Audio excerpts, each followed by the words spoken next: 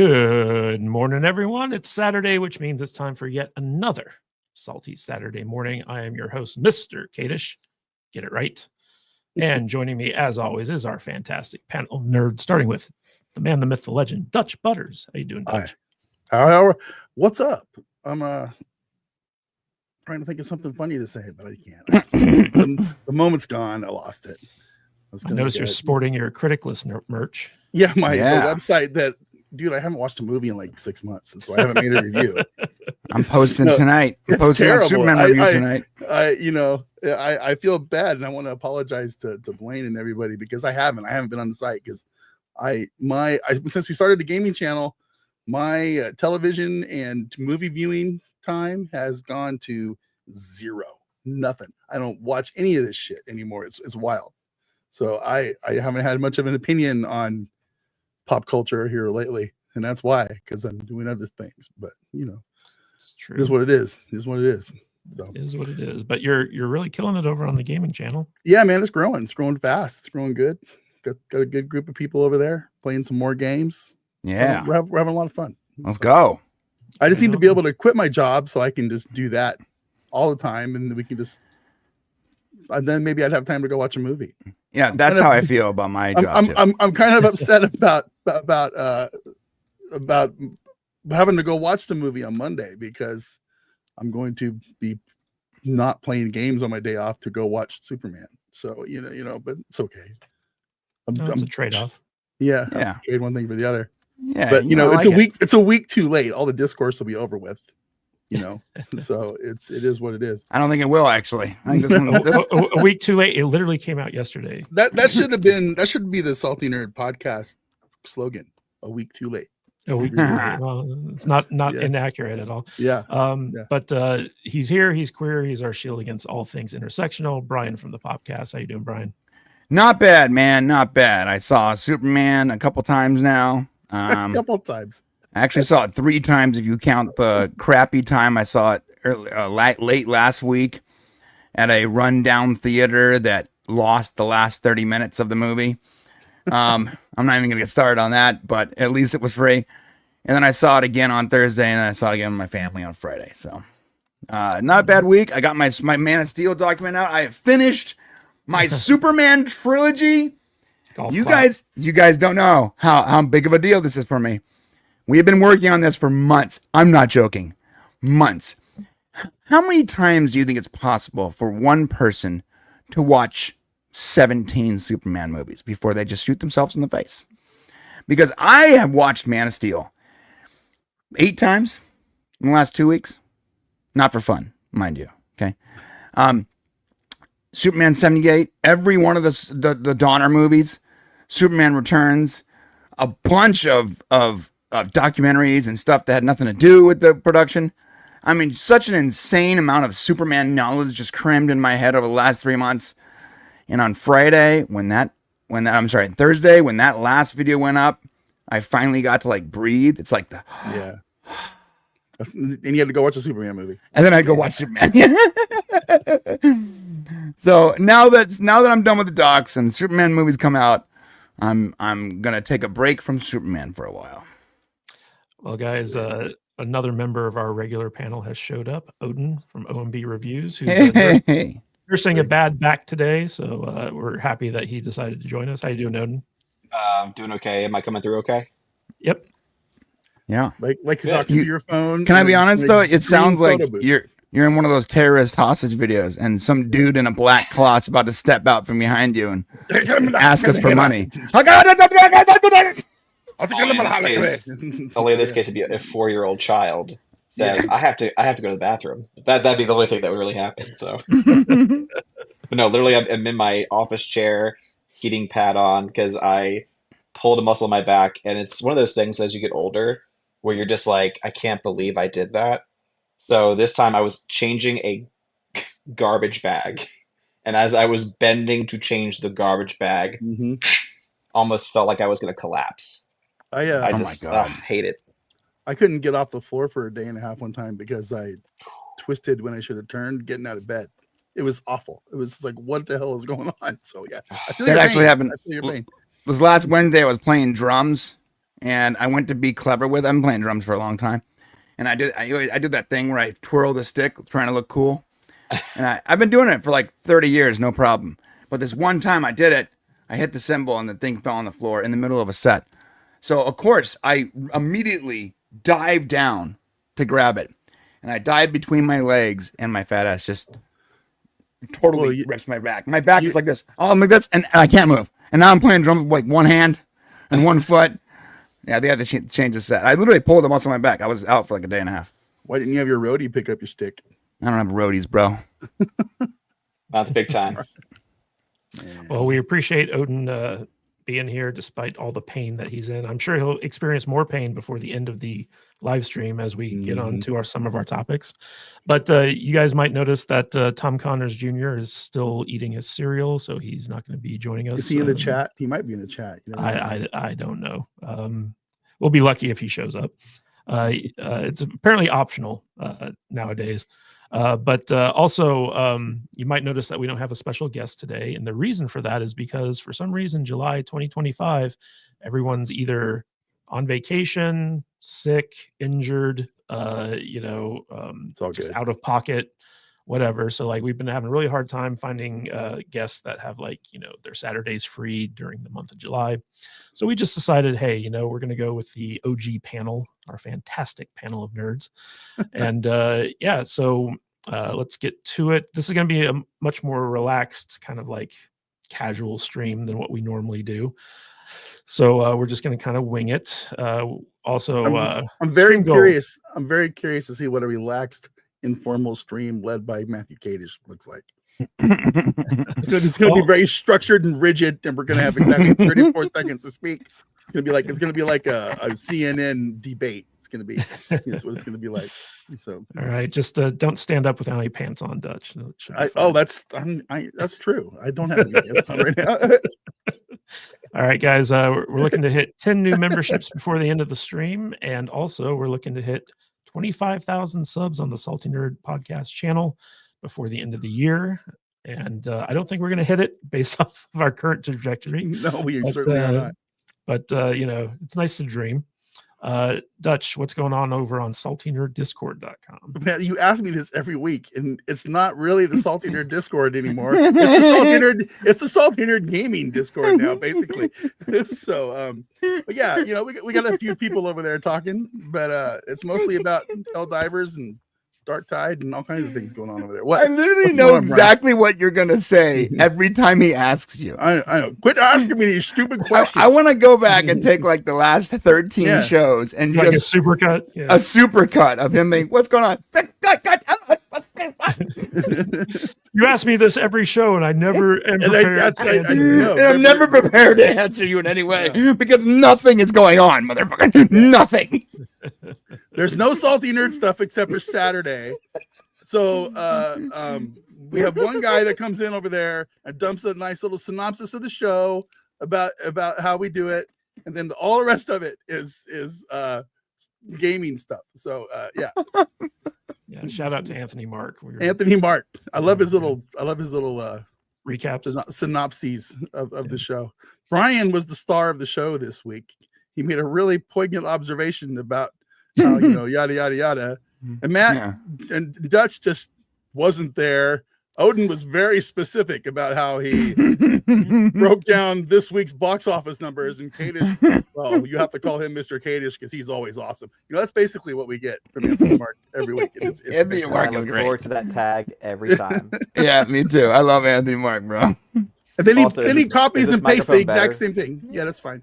Yeah, then he copies and pastes the same thing into every single thing that he's on. Twitter, YouTube, Facebook. It's efficient. It's great. It's an efficient use of his time. You know what else I like? Mr. Kadish is the greatest live stream producer to ever live. He is both the smartest man alive and the sexiest. Jude is a lucky gal. Mr. Kadish is an inspiration to us all, and we are all better for having him in our lives. I honestly don't know what life would be like without Mr. Kadish. He is the sunshine on a gloomy day. All hail Mr. Kadish. He is my most favorite person ever. Huzzah. It's the huzzah at the end that always gets me. Huzzah. Huzzah. Because I say that all the time. Huzzah. Yes. Yeah.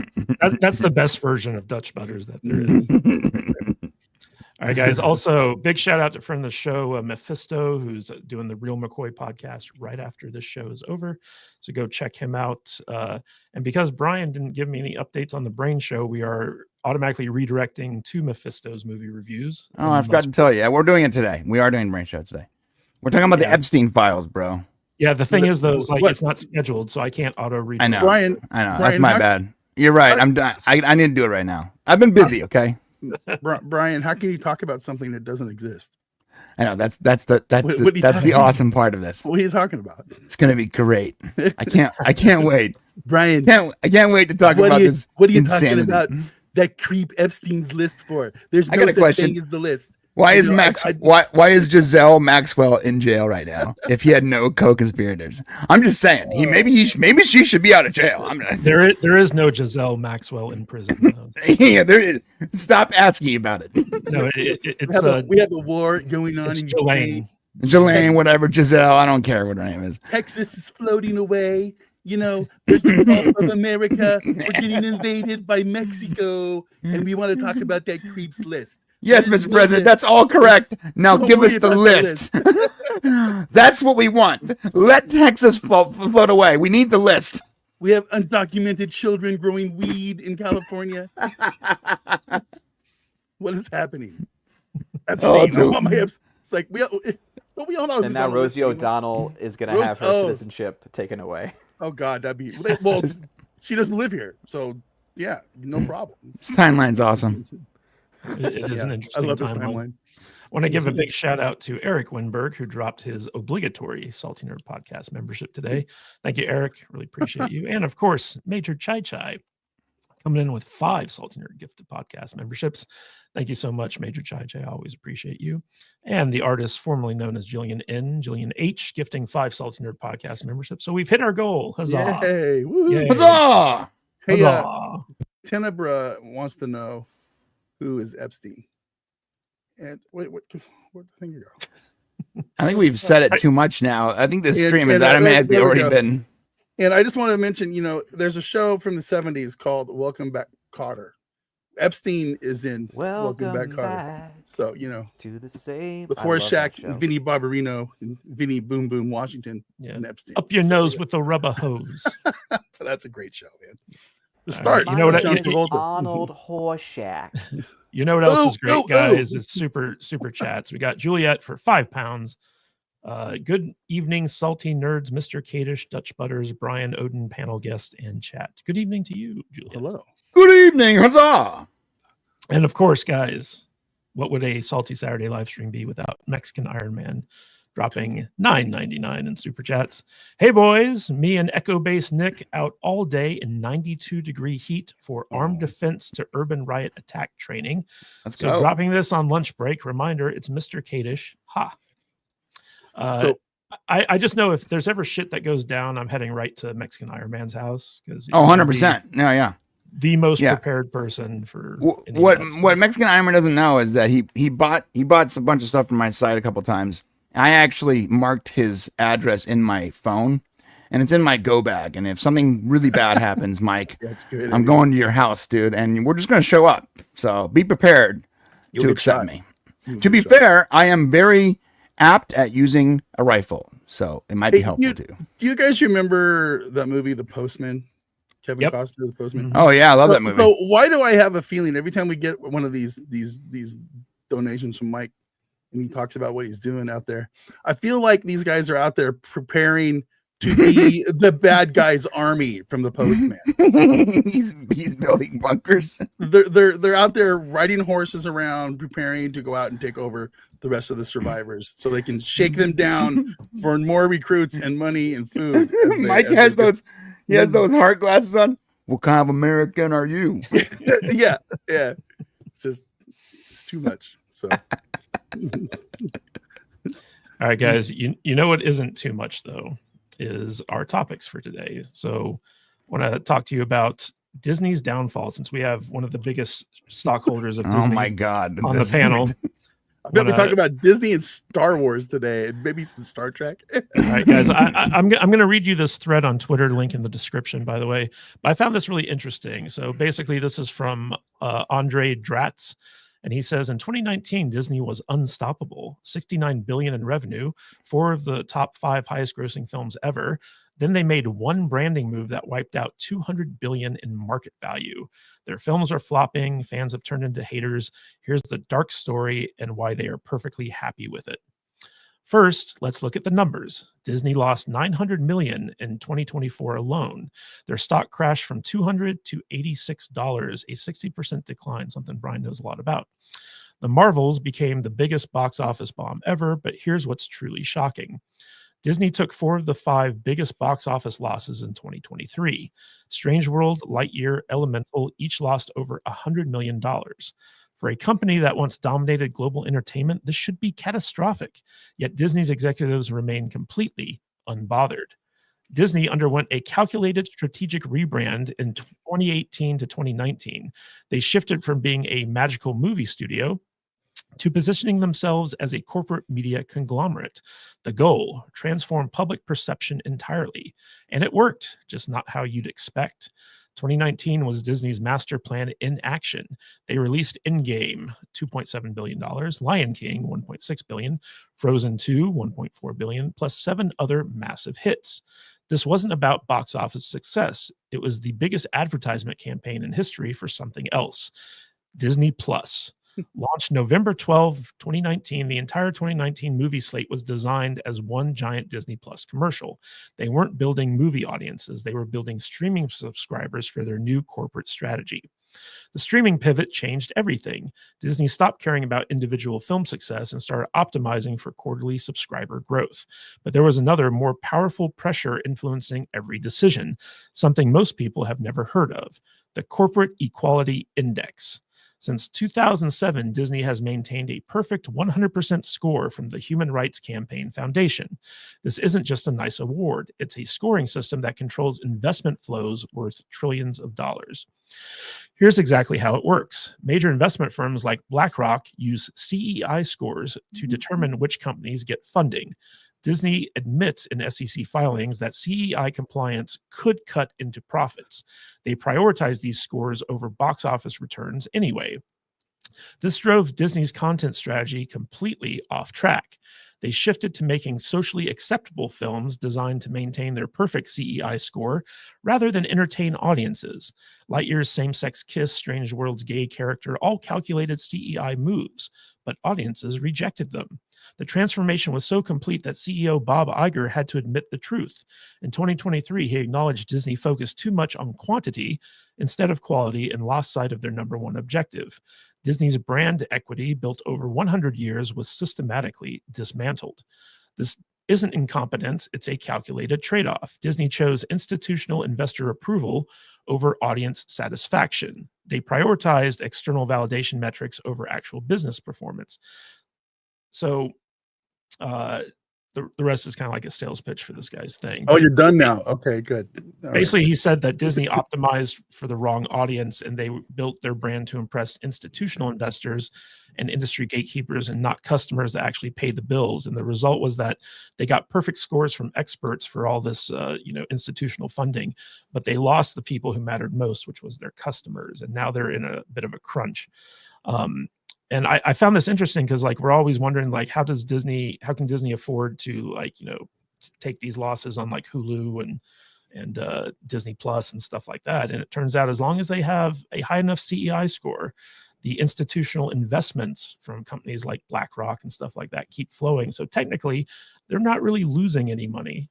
They basically get bailed out every time by this messed up algorithm that doesn't actually add up. You want to know why I went and started playing games and quit watching TV and movies? Well, there you go. Well, Brian, I wanted to get your take on that. Do you think that's an accurate description over like what's happening with Disney? Well, I mean, sure. What I don't understand though is how it can be so wrong. Like, so they went all in basically on this bad math, and they said worst case scenario, it doesn't work out, we still get bailed out. Okay, cool, whatever. But where did that math come from? Like, at what company looked at all the social data and the trends and all that and go, you know what we need to do? If you want to be successful, we need to cater to this itty bitty tiny percentage of people that don't actually give a shit about your product. What I want to know the math, like what geniuses went out there, did the research, did the work, busted out the spreadsheets and the calculators and the pocket protectors or whatever these nerds use, and decided that the best course of action for making money and increasing this very specific score was to cater to an audience that effectively didn't exist. So was Disney lied to? I mean, like, can they sue these companies with bad information? Because I can't believe that data exists that support these claims in any way. It just seems like it's not just bad math. I think it's malicious math. Like, are you just pushing an agenda so you just fake the data? I don't understand. Either you're lying to me or you were fine with losing money because you knew that the math was bad, but you were still going to get bailed out by these bad investors. I don't know. I think that the interesting part about this is that so when Disney pivoted to Disney Plus to compete in the streaming world with like Netflix and stuff like that, I think that they knew that it was going to cut into a lot of profits. And so it prioritized these like backstops, these financial backstops from institutional investors as a way to kind of mitigate the risk of going all in streaming. Odin, I want to hear what you guys are interested in, or what your take on this is. Yeah, kind of picking up with Brian's point there. I think that honestly, anyone who's an investor in this company, anyone who is honest and on the board of the company, probably more so the investors, should probably do some kind of investigation, because if that is their plan of, okay, we made all this money to set up for this, and now we're being bailed out by these other companies, okay, then that means that the stock value is continuing to drop, which means the investors are losing money, right? So the regular everyday person is losing money, while the actual like corporation is fine because they're able to, get these funds by playing ball with the, DEI and ESG and all that stuff. So to me, it sounds like, okay, probably there needs to be some action done, because all I can think of is whenever Valiant Renegade and all the others do their coverage of the Disney investors call and how they always try to make things seem so much better than what they are. Like when they had a film come out this year that was flopping and they just spent like a second on it to then say, oh, but Lilo and Stitch, just wait for that. And it's always been that. Like they're always like, okay, forget this failure over here, look forward to the next thing and the next thing and the next thing. And it's almost like they're just pulling these investors along. At some point, the investors gotta, stand up. I don't know what power investors have, but at some point they need to stand up and say, okay, yeah, this is ridiculous, this is enough, and actually hold them accountable, because clearly they have this infinite, it seems, amount of money. Obviously, the theme parks are a great source of revenue too, but having that connection with these other corporations and these other international entities, it seems. Yeah, I would say, hey, you might be okay in your high rises, in your multi-billion-dollar contracts, but we as stockholders are getting shafted here, and the content is sucking, and you're just setting us up for failure in the future. You asked what investors can do. I mean, not much, but there are legal avenues. If enough investors decided to sue Disney for fraud, breach of fiduciary duty, negligence. There's like 2 or 3 ways an investor can deal with a company that has knowingly lost money for their investors. And I think in this case, it's actually pretty evident that some kind of, at the very least, light fraud occurred. When the company doesn't do their duty, their actual investigative duty, and looking into numbers, and they bank on an idea that they know can fail, but it's fine because they're going to get bailed out by this imaginary number. Well, that is a breach of your duty. That is a type of fraud. I'm sure that a decent enough lawyer and enough investors can get a class action lawsuit going against Disney or their bigger investor, BlackRock, or Vanguard. I mean, it's clearly a breach of contract. They didn't care about their retail investors because they knew they would get more money from BlackRock, Vanguard, whatever, ESG, whether they won or lost. And they can blame it on ESG's own fake scores that someone over there, if they did 5 minutes of thought, if they just thought about it for a moment, can see that this is not a winning strategy. Like what is I want to know what the thought process is. Hey guys, if you do all of this and go after these specific customers, you'll be successful. Okay, can you back that up with any claims? Where's the data that backs up that us going after 2% of the population is a financial win? Because of the other 98% want us to? Is that the thought process? Is it the next generation is so progressive that they're gonna reward us for targeting 2% of the population? I just don't understand. Like, what I would love to see the numbers. Like, where was the thought process that got us to that conclusion? Because that conclusion is so evidently a failure to me. There's no way I can see that possibly playing out other than fraud. And the other issue too, and this is where, like, it shows the kind of corruption and the real issue with our own court system here in the United States is Disney knows that it's pretty much safe.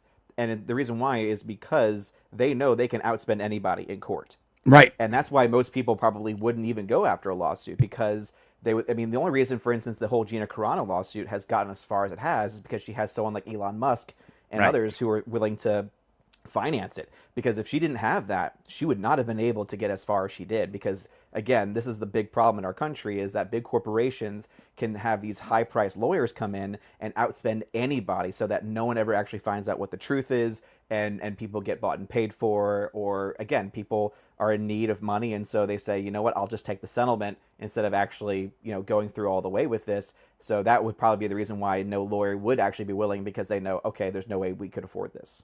Right. Yeah, you're right. Well, you also got to be careful about, like, saying that Disney is committing fraud or something like that, because there's always some level of risk involved in investment. But to Odin's point about, like, is there anything investors can do?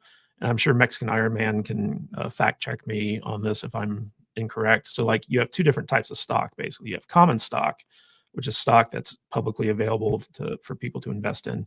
And then you have preferred stock, which is basically the preferred stock gives you a vote for, like, the board meetings, or a vote in the company or something like that. So for instance, like George Lucas, like when he did that stock deal with Star Wars with Disney, all of his, I believe, was preferred stock. So, like, he has, like, a say in, like, who's appointed to the board of directors and things of that nature. And so it's not until the board of directors, who represent, like, people who are preferred stock holders, get fed up and replace the leadership, and it's like a top-down mandate as to, like, what should be prioritized and what shouldn't be. I'm just surprised that Disney, basically their whole brand was family stuff, right? And then, like, by going after these CEI scores, it virtue signals, but at the same time, it alienates a lot of their core family base. Well, no, but it doesn't, though. When this is I'm sorry, I don't want to be rude, but there's a pervasive thing when it comes to the LGBT community, and what they do is you hire one. And one of these hyper-progressive, blue-haired LGBT activists get into a company. Mm-hmm. And then they only hire the next person that agrees with them. They'll make sure that they go after the people that agree with their ideology. And then they'll band together to remove the people that don't agree with their ideology until your entire company is infected like malware. Mm-hmm. Now, when your company is infected with this LGBT malware, guess what? It's not hard to be like, oh, well, family friendly is LGBT. LGBT have families too. And they have this weird, messed up logic about what is family friendly. And they just twist it in their head until they think they're actually producing progressive family friendly content. And that's what happens. A lot of companies. A friend of mine was just fired. She worked at the same school for like 25 years. 25 years. She has a master's degree in education. She was fired not because she wasn't doing her job correctly, not because she wasn't, a good teacher, or because she didn't have good values. She was fired because she didn't want to support and this was last year, the gay month, whatever month is gay. I forgot. June, July, one of the all months. of them. They're all gay now. Whatever month is supposed to be gay month. So everyone's rocking these pins and these flags, and somehow her entire private school was just infested, for lack of a better word, with this LGBT malware. Infected. And now this person that's been there for 25 years since the school opened. She's a conservative Christian woman. She's obviously not going to promote LGBT nonsense. Well, so she's not wearing the pins. She said there's no flag. Her classroom is not decorated. They asked, why don't you decorate your classroom? You got to decorate your classroom with Pride Month stuff. And she's like, oh, no, I don't want to. She's been trying to be nice and kind. They decide she's a bigot. And guess what? Within 8 months of that event, she was ousted by people that had been there for less than a couple years. And she has been there since the beginning of the private school. And you just know that it only took that long because private schools, just like any school, have to follow certain protocols in order to avoid lawsuits. And so I guarantee you from that moment, they started to micromanage and say, all right, what things can we write her up for? What things can we like legitimately make claims on, so that way when we do eventually fire her for these specific reasons, we have the paperwork to back it up. That's exactly what would have happened. Yeah. That's why it took that long. And that's why I call it malware, bro. That's exactly what it is. Guess what? That's how malware works in your computer. It's the same thing. You let one bug in, a year later, you're surrounded by him, and there's nothing you can do about it. It's too late. What's interesting, aren't like the LGB people like saying like this is getting too crazy, we don't want to be associated with all these That's true. people anymore. The L's and the G's and the B's are revolting against the T's and the Q's, right? And the rest of them, because they're giving all the L's and the whatevers. They're it's like you're really giving us a bad name here, guys. I really get it, but it's true.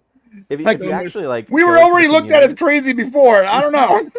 What's funny is that if you actually like talk to people that are like, I'm not going to say a part of the community, because a lot of them aren't a part of like the official, like they wouldn't call themselves a part of that community. Because if you actually talk to them, it's like L's and G's have hated each other for a long time or have issues with each other. It's like there's always like these inner turmoils that are actually happening. But the one thing that universally everyone agrees to is that the T's are crazy. Like that's the one thing. That's true. It's like even people that are like, again, not a part of the community, because if you're part of the community, you're, again, that's woke mind virus stuff. So it's like it doesn't matter like what you are, you're already going to have a bad ideology. But it's just funny that when you talk to people who are, you know, have these attractions, you're like, oh, a lot of them are all in agreement on this specific thing. Yeah, you're right. Dutch, is there anything you want to talk about this Disney story? I don't know. I think the chat kind of touched on a little bit, but I think you asked if there was something that people can do to fight against Disney, and there is one thing. Yes, you can divest from Disney, pull your fucking money out of Disney, go put it in Bitcoin or something, and move on. Not when you've lost 80%, bro. Come on. You can get out. You can get out of the Disney business, bro. Brian, I'm sorry. I am not wealthy enough to take an 80% loss. I'm just not. It's not there. The money's gone. It's not coming back. No, inflation alone might get me back to 30%. So it's fairy dust. It's fugazi. It's done. It's done, man. Cut your fucking losses. Fugazi. Go invest. Best scene in that movie, by the way, Odin. Go invest in something else with that money that you pulled out of there. That's if I pull it out, I'm literally taking like a 60% bath. Like that's insane. Like it's Brian, you're never getting that money back. You know what, bro? But you know what? It's more valuable as an upside. No, it's more valuable as an upside down margin pad than me just pulling out that 20%. And Odin knows that too. You speak like someone who's in an abusive relationship. This is a true, do you need help? This is a true story. While Kadish was sitting guys, I fell down the stairs. Disney is very good to me. I need to talk for a second, because I literally, while Kadish was going on and on and on with the endless tweet from hell that he was reading a second ago, I pulled up my app. I took out my shitty little amount of money from Dogecoin and I pushed move to Bitcoin. Boop! I pushed a button, and I'm already making money than I had before. So you know, it's really quick, it's really simple, it's really easy to do.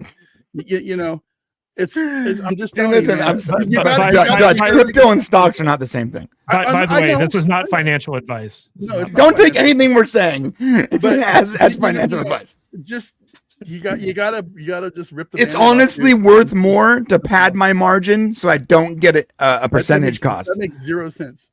But It actually does because it makes my margin. It pads my margin, so I don't gotta spend any money on API finance charges. One day I'll make it back. One day. Yeah, whatever. Promise. Fine. One day. Fine, Odin. Fine. Fine. I'm leaving him now. I'm leaving Disney right now. Is that what you want? Huh? It's what I've always wanted for you, Brian. Disney's good to me. Disney's good to me. Hey, you know who else is good to us? Our super chatters. We got Major Chai Chai, who's a member for 18 months. Thank you, Major Chai Chai. And we've also got the Joker's Voice member for 28 months. Got rid of Disney Plus. Don't miss it. Hail S&P. Yes, he has also been D-plussed, just like Dutch Butters has. And we got Caveat Ties for $5. The investors had an opportunity to fix this mess when Peltz was trying to take over. They voted for what they got. Clearly, it is all ideological. That's true. Nelson Peltz did make a good faith effort to try to right the ship there, and he got rejected. Shorty Short for $1.99. The L's and the G's never got along. Laugh, laugh, laugh. Yes. Shout out to Laura. She was the one in my head as I was going through that discussion because we've had a lot of conversation back and forth about this very topic and issue. And so, yeah, it's funny though because they really they've never really gotten along because they each, and it's like I forget which comic did it, but one comic did it's like the L's and the G's hate each other, but they all agree that they hate the B's, they hate the B's. I believe that was Dave Chappelle. Maybe Dave Chappelle, yeah. Side of the fence already. Yeah, a friend of mine, his name is Frank. He's a proud gay man in a committed relationship for a long time. It's funny because I worked with him for like 2 years, didn't even know he was gay. One day I smacked him on the ass like as a joke. I'm like, "Hey, good job, buddy." And he's like, "Ooh," and I just play it off like a joke. And then when we were driving home in the carpool, he's like, "Just so you know, I am gay." And I thought he was still joking. I'm like, "Oh, okay, that's hilarious." But he goes, "I'm serious. No, really? I've been married for like 6 years to a man." And I'm like, "Oh, okay, cool, man." And he goes, it was this same guy though. Like 6 months later, we were in Vegas at a promo conference for like clothing, and this drag queen walks by. He goes, "Sorry, I'm gonna curse here, guys." He goes, "Fucking freaks." I laughed my ass off, bro. Also, I just want to say, I think Brian is now the only person on the panel officially who has slapped the butt of a gay man. So I think that just confirms that he is indeed. Has no one here played football? No? He said of a gay man. Yes. You didn't know how many of them were gay or not. I'm not sure. This is true. I Also, played a lot of guys, football. I we don't got remember ever slapping anybody's ass. we got what's wrong? $2. Come on. We got $2 from Doomta. Are you going to go to STLV? Star No, Trek Las not Vegas. this year. Not this year, bro. year.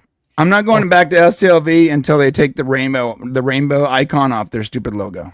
Yeah, it's basically a pride convention. It's basically a pride convention, straight up. It sucks. It's crazy, guys.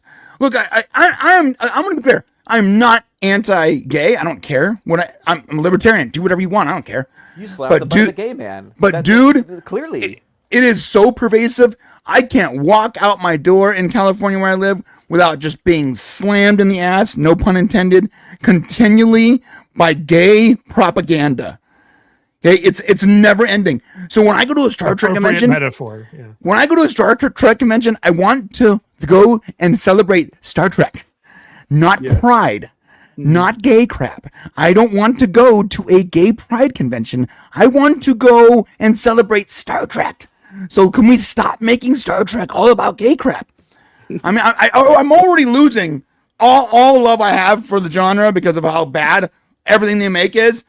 Well, I'm getting closer and closer. I mean, every single Star Trek space has been taken over by rainbow flags. Reddit, Facebook, every social network, every forum that I've been living on for 25 years have been taken over by gay moderators. It's nonstop.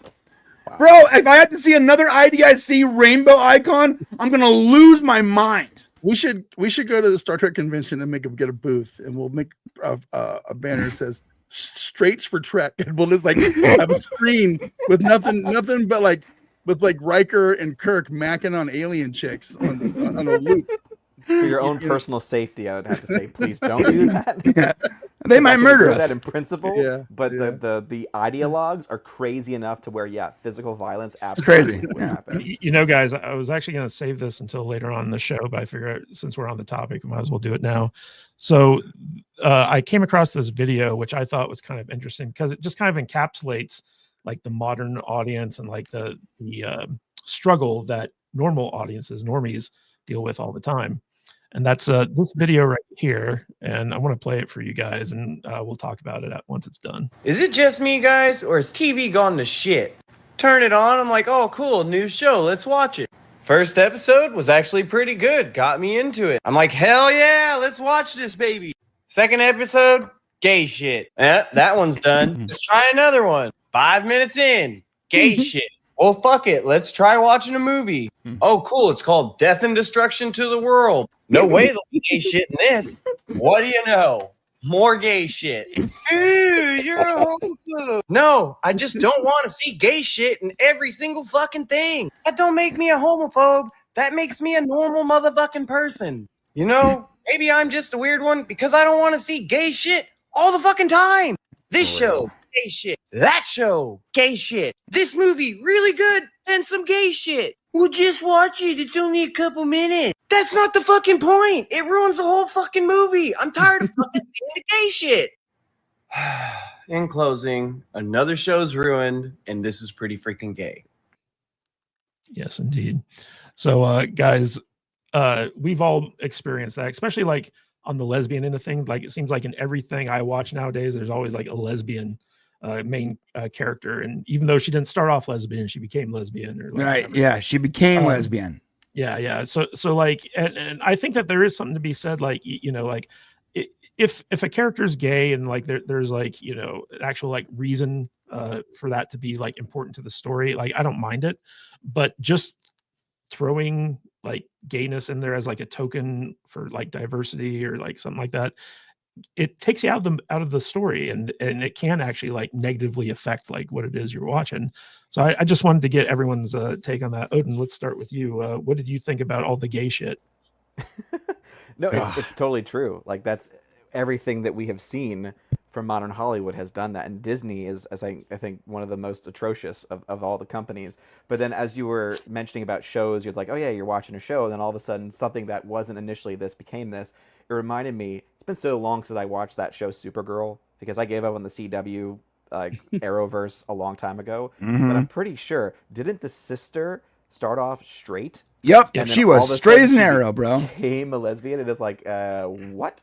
Yeah. As soon as she got her lesbian haircut, she became a lesbian. Dude, it was a whole season wide like story arc on how she became a lesbian, and then she was dating like a lesbian bounty hunter alien chick. I don't even know. Dude, that show devolved so quick. I've never seen a show go from like, oh hey, cool Supergirl show. This is what the fuck is going on right now. it was like the first season's fine. About halfway through season 2, it just got super gay. It's almost like back to my original theory, in season 2, they probably hired like one gay writer. And that one gay writer hired another gay writer.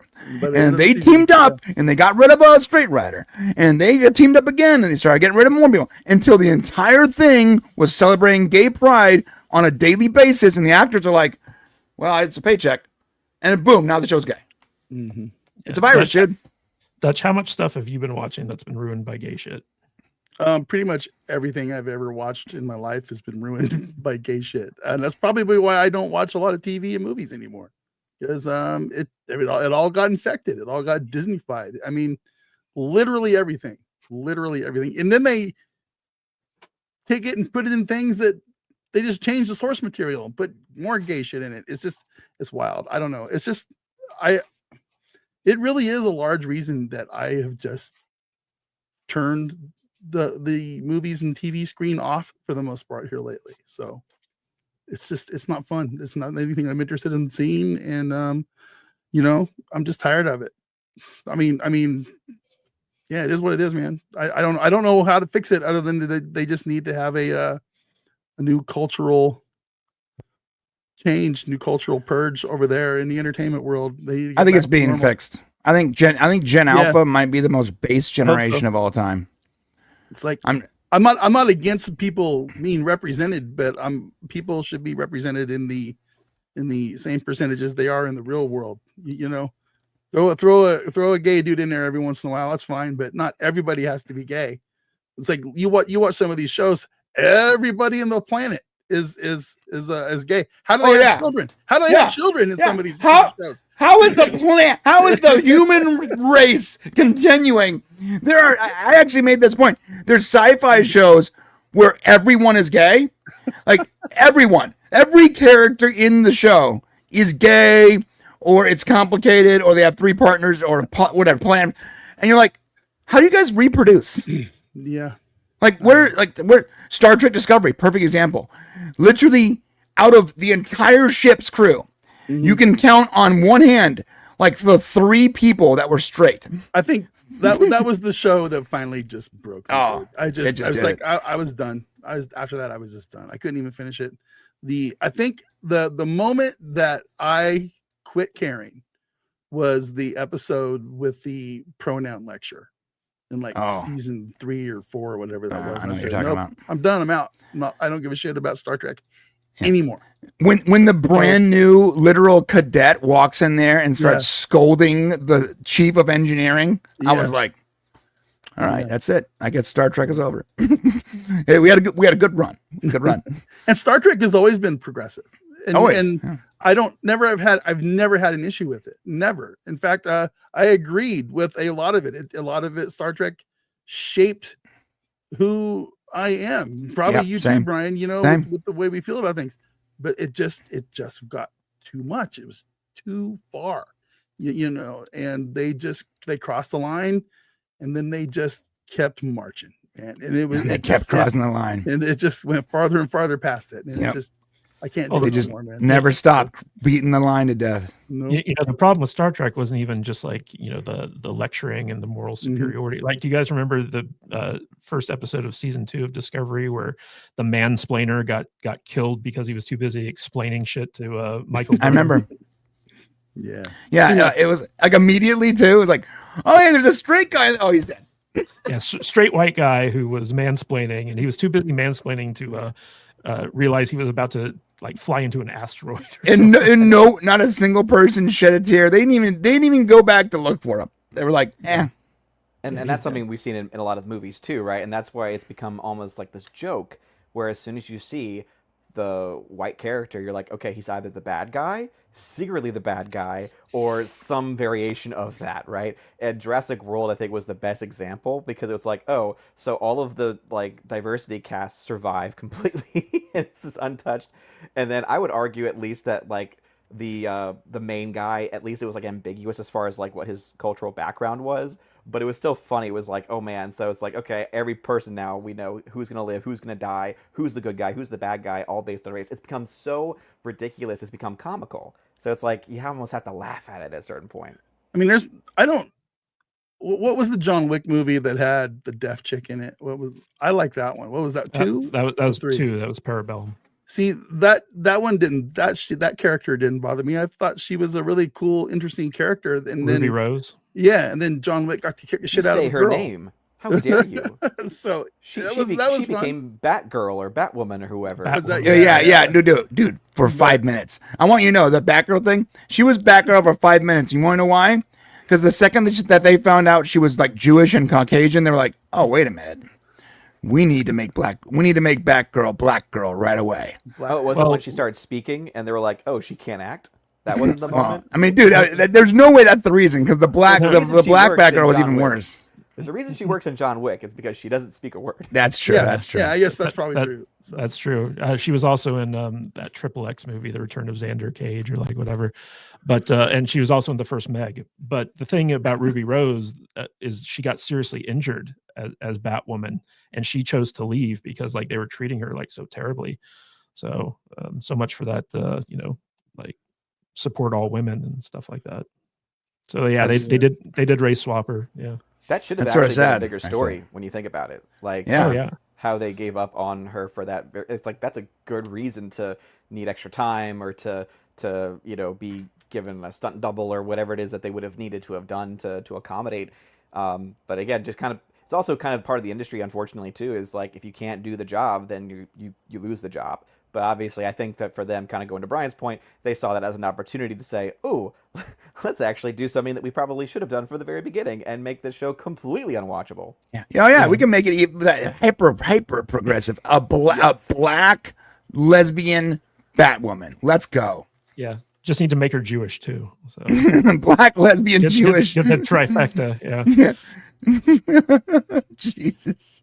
Black. That show was so bad. I remember watching a clip where I actually thought it was doctored. Like I stopped watching it. We were covering the CW for a while, and I was like, I'm losing my mind. I can't do this anymore. Dude, didn't Disparu like build his entire career off of Batwoman? Oh yeah, for sure. I'm watching this clip though, and I swear I'm like, that's funny, guys, but that didn't really happen. And everyone's like, no, it did. It actually happened. I went and watched it. It was like this clip where she like turned into like an evil flashback girl or something, and she did this thing where she's like, I am vengeance, and she did it just like that, like a weird squeak. It was the funniest thing I've ever seen in my life, and it was they aired that like on primetime television. Yeah. But what strikes me is like we just recently had an example of this in the Star Wars field. Like, yeah, Star Trek has gone like full rainbow, but with the Acolyte, like remember like that one guy from Variety, he's like, it's the gayest Star Wars ever, and then like they do the dance, yeah, dance. Is it the gayest gay? It's gay. I only watched that show one time out of the corner of my eyeball while I was doing something else, so I don't remember a whole lot about it. It was the lesbian witch coven. Power of Yeah. one. The power. Yeah. The power of many. That's all I remember from that show. I stopped watching after like the second episode. I think when like their stone fortress was burning down. I was like, Are they still things? Are they still making Three Star things Wars I remember content? from that show. There's three things I remember from that show. Okay, and it's the power of one, the power of two, the power of many. There's non-binary beaver, and the poor actor from Squid Game saying "Osha." That's the only thing I remember from that show. Well, they have fires in outer space. They have solid rock catching on fire. yeah, solid rock. A solid rock mountain is like on fire. It's crazy. It was burning down the way like a wood cabin would burn down. So it was It's all crazy. coming back to me now. It's all coming back. I Yeah. pushed it out of the depths of my mind because I just wanted to forget about it. But Welcome back, Odin. you've brought it back. Yeah, I mean, like it was such a weird show, but it's just kind of like, hey, can we just get some regular like for instance, I know you guys didn't watch it and don't like it, but Andor season 2, like there was no gay shit in that season. Like they just focused on like straight up conflict and character interactions, and it was magnificent. It was so cool. And you compare that with like the Acolyte, it's like night and day. It's like everything in Andor made sense. It's crazy. Well, you see it actually. I feel like it's minimizing a little bit as we go on. Like even I expected Ironheart to be like super woke, like to the max. And to be honest, like if you had to compare Ironheart to Star Trek Discovery or Acolyte, like or Batgirl, Ironheart was a better show. It was actually less woke somehow. Even though it was a bad show, it was somehow better than those things. So I do see a slight minimization of the nonsense. I do want to point out Dalton Fury. So he is correct. They did have kind of like a gay character / relationship thing in there. I wouldn't say it was unnecessary because it was going towards like one of like the character's motivations for doing what they do. But I stand corrected. Like there was some gay shit in there. But it wasn't like, super like in your face. Okay, guys. So we've talked a lot about gay shit. Let's talk a little bit about gun shit, which is basically, let's talk about Superman. And in particular, the organized campaigns that seem to be really, really focused on sabotaging the success of this movie. Very odd. It is odd. So Brian, why don't we just start with you, because you're obviously very passionate about this. What's going on with the campaign to take down Superman? Well, let me start with this. We get on here almost every Saturday, and like, what do we generally do? Pretty much every time we get on here, we bitch about woke stuff. Yeah, right? pretty much. And we complain about how we want movies and TV shows to be better, and to not have woke things in it, and to be about the story, and to focus on inspiration and all this stuff. We always talk about this every Saturday, every week. A lot of people that we know, that are friendly with, they talk about it on their shows, their live streams, their panels, their videos every week for years. For years we've been doing this. Yep. James Gunn comes out with a movie, zero political messaging, zero agenda, nothing woke about it. All the casting is clean. It's literally straight from the comics to the page. Everything we've been asking for the entire 8 years I've been on this platform. And what do? Let's try to inject as much controversy into this as we possibly can. Let's take every frame, every poster, every interview. Let's all of a sudden, start trusting Variety. We're all hanging our hat on a Variety article. Are you kidding me, guys? A Variety article? The Hollywood Reporter? You hear a liberal dude hitting up James Gunn for a soundbite, and you blame James Gunn for not giving him a soundbite? I'm just so confused. The dude is giving you everything you've asked for, and you still are just fishing for clicks, dude.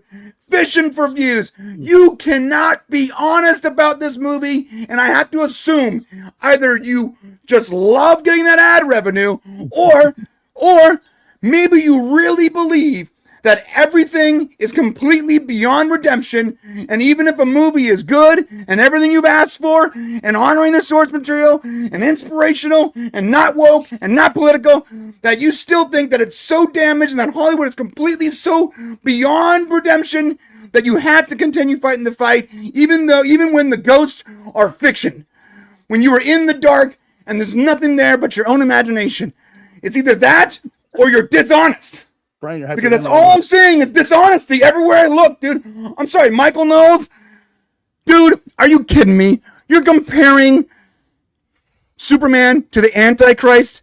You said James Gunn is trying to preach a message about how the Antichrist is good. Are you fucking kidding me, dude? Oh my God, talk about a reach, bro. Every one of you guys are reaching so hard to hate on something that you've been asking for a decade. I don't know what to do about it, bro. Like, I'm just trying to be honest here. I've been nothing but honest my entire time. If I like something, I'm honest. If I dislike it, I'm honest. Hey, you guys might not like what I like, and that's cool. You don't have to like the movie, but be honest about the content. I haven't seen the movie yet, Brian. Wow. Where's Tom? We need Tom to come in and rant some more. Right? He's still eating cereal. But I want to throw this to Odin. Best rant ever. That was awesome. Yeah. I want to throw this to Odin. Odin, a lot of people have been saying that Superman's looking to beat the expectations for what it's set to bring in over the weekend. So I wanted to hear your take on that and response to Brian. Sorry. No, you're good, man. You're good. So, well, first off, because I don't really live online with, the kids and everything like that. So there's times when I'm like very much out of the loop. So I don't know much about the whole core data campaign against the film. What I do know is that I have seen the movie, and I know that there are many others who have seen the films. And I think that most of the criticisms that I've been hearing have been very legitimate, coming from a very honest place, because there are issues with the tone. It is a tonal mess. Right, it's like, okay, we're getting serious, and now we crack a joke. We're getting serious, then we crack a joke. It's a tonal mess, right? All of those are valid criticisms. Right, that's valid. And then even with the plot too, you're like, wait a minute, why would he do this if he's, this smart? Why would he make this choice? Why would he make this decision? There's things like that you can, again, I would say that's when you might get more kind of nitpicking with it, but I think criticize the movie, but don't call it woke. Don't call it political. Oh yeah. Don't attack it for the same stuff you attacked Acolyte for. It's silly. Yeah. I would not qualify or quantify the film as woke either. Now, again, for the word political itself, like, again, if we're meaning Republican, Democrat, Trump, etc., I don't think it has that at all. But I do think if we mean by political, like putting in things in the film that are really not really a part of the, like, necessarily the comic book universe, the issue I had with it, with the story actually, and again, I wouldn't qualify this as political in the way that we typically often think about it.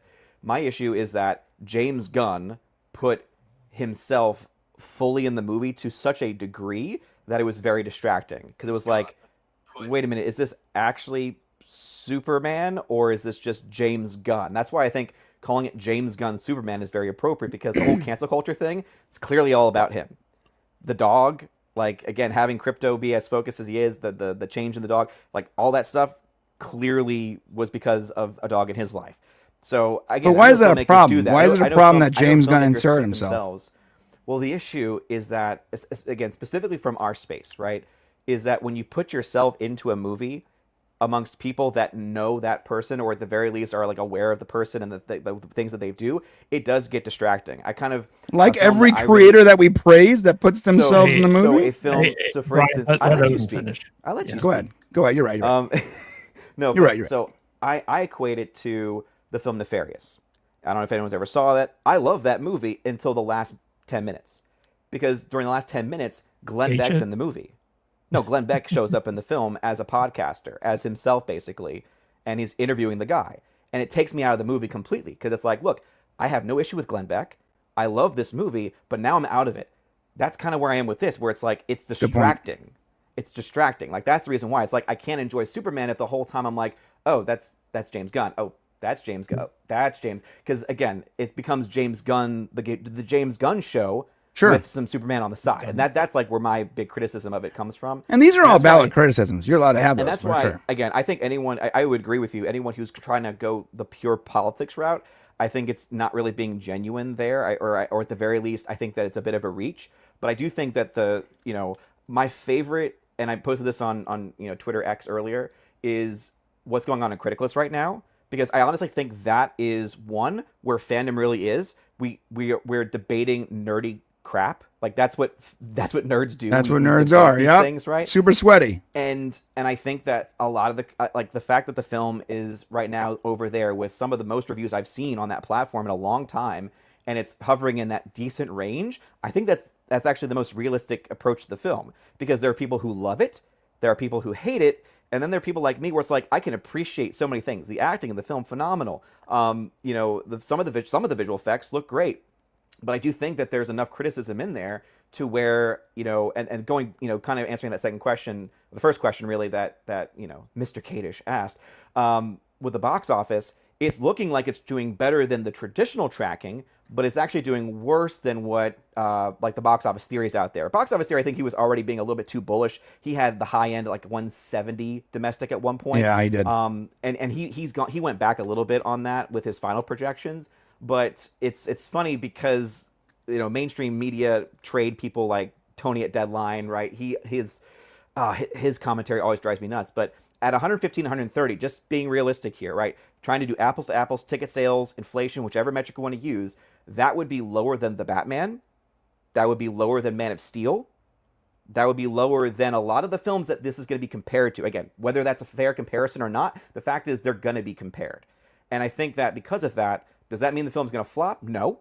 But I think it does. It should be concerning for anyone who wants this film specifically to be a financial success. It's not right as of right now. And again, numbers could come out tomorrow and all of a sudden it's like, oh, we're off to the races. $300+ million global opening. If it gets $300+ million globally by tomorrow, okay, we're off to the races.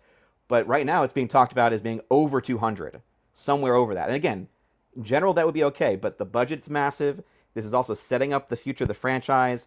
And there's a lot of passion behind this movie. So, again, whether it's successful or not, week 2 is going to be the big indicator, right? If it has legs. The only way you can compare this to Man of Steel is financially, because tonally, story, everything else, it's just a 180. It's like comparing mashed potatoes and watermelon. That's why I love being on my side of this debate, because I'm not a Snyder bro. And I'm not a Gunn fan, so It's like I'm in that position where like the Gunn fans will call me a Snyder bro, and the Snyder bros will call me whatever, and I'm like, no, I don't like either of them. Yeah. It's like. But I will say this much: I like both of them. I think this film is better than Man of Steel, or at the very least, I would say is more enjoyable to me than Man of Steel. It's but I more don't necessarily entertaining. Yes. Well, I think I can take my kids to it. Well, guys, I would not take my kids to it. I think took my kids. They people loved it. saying that it's a kids movie. I'm sorry. There's middle finger Green Lantern. Oh things my god, happening it's in that so movie. quick. It's barely even legible. They do. Still, curse I a wouldn't lot bring my in the kid movie, to though. that. I mean, my kid's 4, so it's again every age might be a little bit different. But I wouldn't bring my kid to it. I took my 2 13-year-old daughters and they loved it. Guys, we have someone here who has a very passionate view Lord. about this movie. Let's welcome Tom Connors Jr. Here we go. I'm turning my microphone down. Jesus. What? Why you guys think I'm gonna be so loud? Jarrell? Just because I busted everybody out there twisting that interview up last week. Ooh. All right, let's Jarrell, hear it. Is that you? Yeah. Yeah, do you have Yeah, your 'cause- harem, your secret harem? My secret harem. Yes. Yeah. Let's not even get started with that right now. But no, like this thing has been an active campaign for years, just because Zaslav derangement syndrome, as I've pointed out before. And really, I think a lot of the gotcha questions they were trying to get out of James Gunn was either to sabotage the film in the media and or get him to admit he's still an ally, even though he works for the enemy. That was basically what I think they were trying to do. And I was so glad that he shut down Mark Malcolm on the fucking red carpet the way he did. That guy's such a Because he come at him, he come at him like, Meg is losing their minds over Superman being an immigration story. What do you think? And he's like, I think you're a douchebag. Shut the fuck up. That's an incredible. I love that impersonation. That's exactly what he sounds like. He this sounds the like he's gayest like he's thing? always Is this the vomiting gayest thing ever? diarrhea out of his mouth. And he is such a gay stereotype. I'm not even going to get into it all. But yeah, so that was the second part of this. And I mean, it's just been nonstop all weekend. And I get it. I've had no problems with certain people's, points of view on it and all that kind of thing. It's not even that. It's just a matter of how we have a ton of people. And this is what I've been talking about, that are feeding into the media. And then the other side of it is people that are just buying into whatever anybody says, because that's my guy and I'm going to stick to it. It's like, well, maybe you should see the movie for yourself before you believe all this shit out of context. Because there's people out there saying some of the stupidest shit that isn't even true or in the film. Not even in the film. You clearly didn't see the movie, did you? No, I'm not going to go give my money. Then shut the fuck up. Yeah, shut up. Shut You didn't watch the movie. the fuck up. Because until you've seen it, I don't want to hear your opinion on it. Because you clearly don't know what the hell you're talking about. You're going off half-cocked on somebody else's bullshit. That's why I'm not giving my opinion, because I haven't seen it yet. Sorry. And no, it's just, look, normally I wouldn't care. And I've gotten to the point where it's like, yeah, we can have discourse about film, but we have never seen a film that has been under so much scrutiny in the history of film.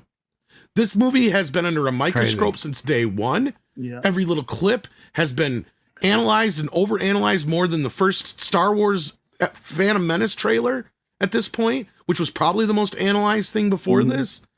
And we've gotten to this point where everybody had a completely different movie written in their head before they went in, and half of it was already projected into their brains by the media that it was going to be this allegory.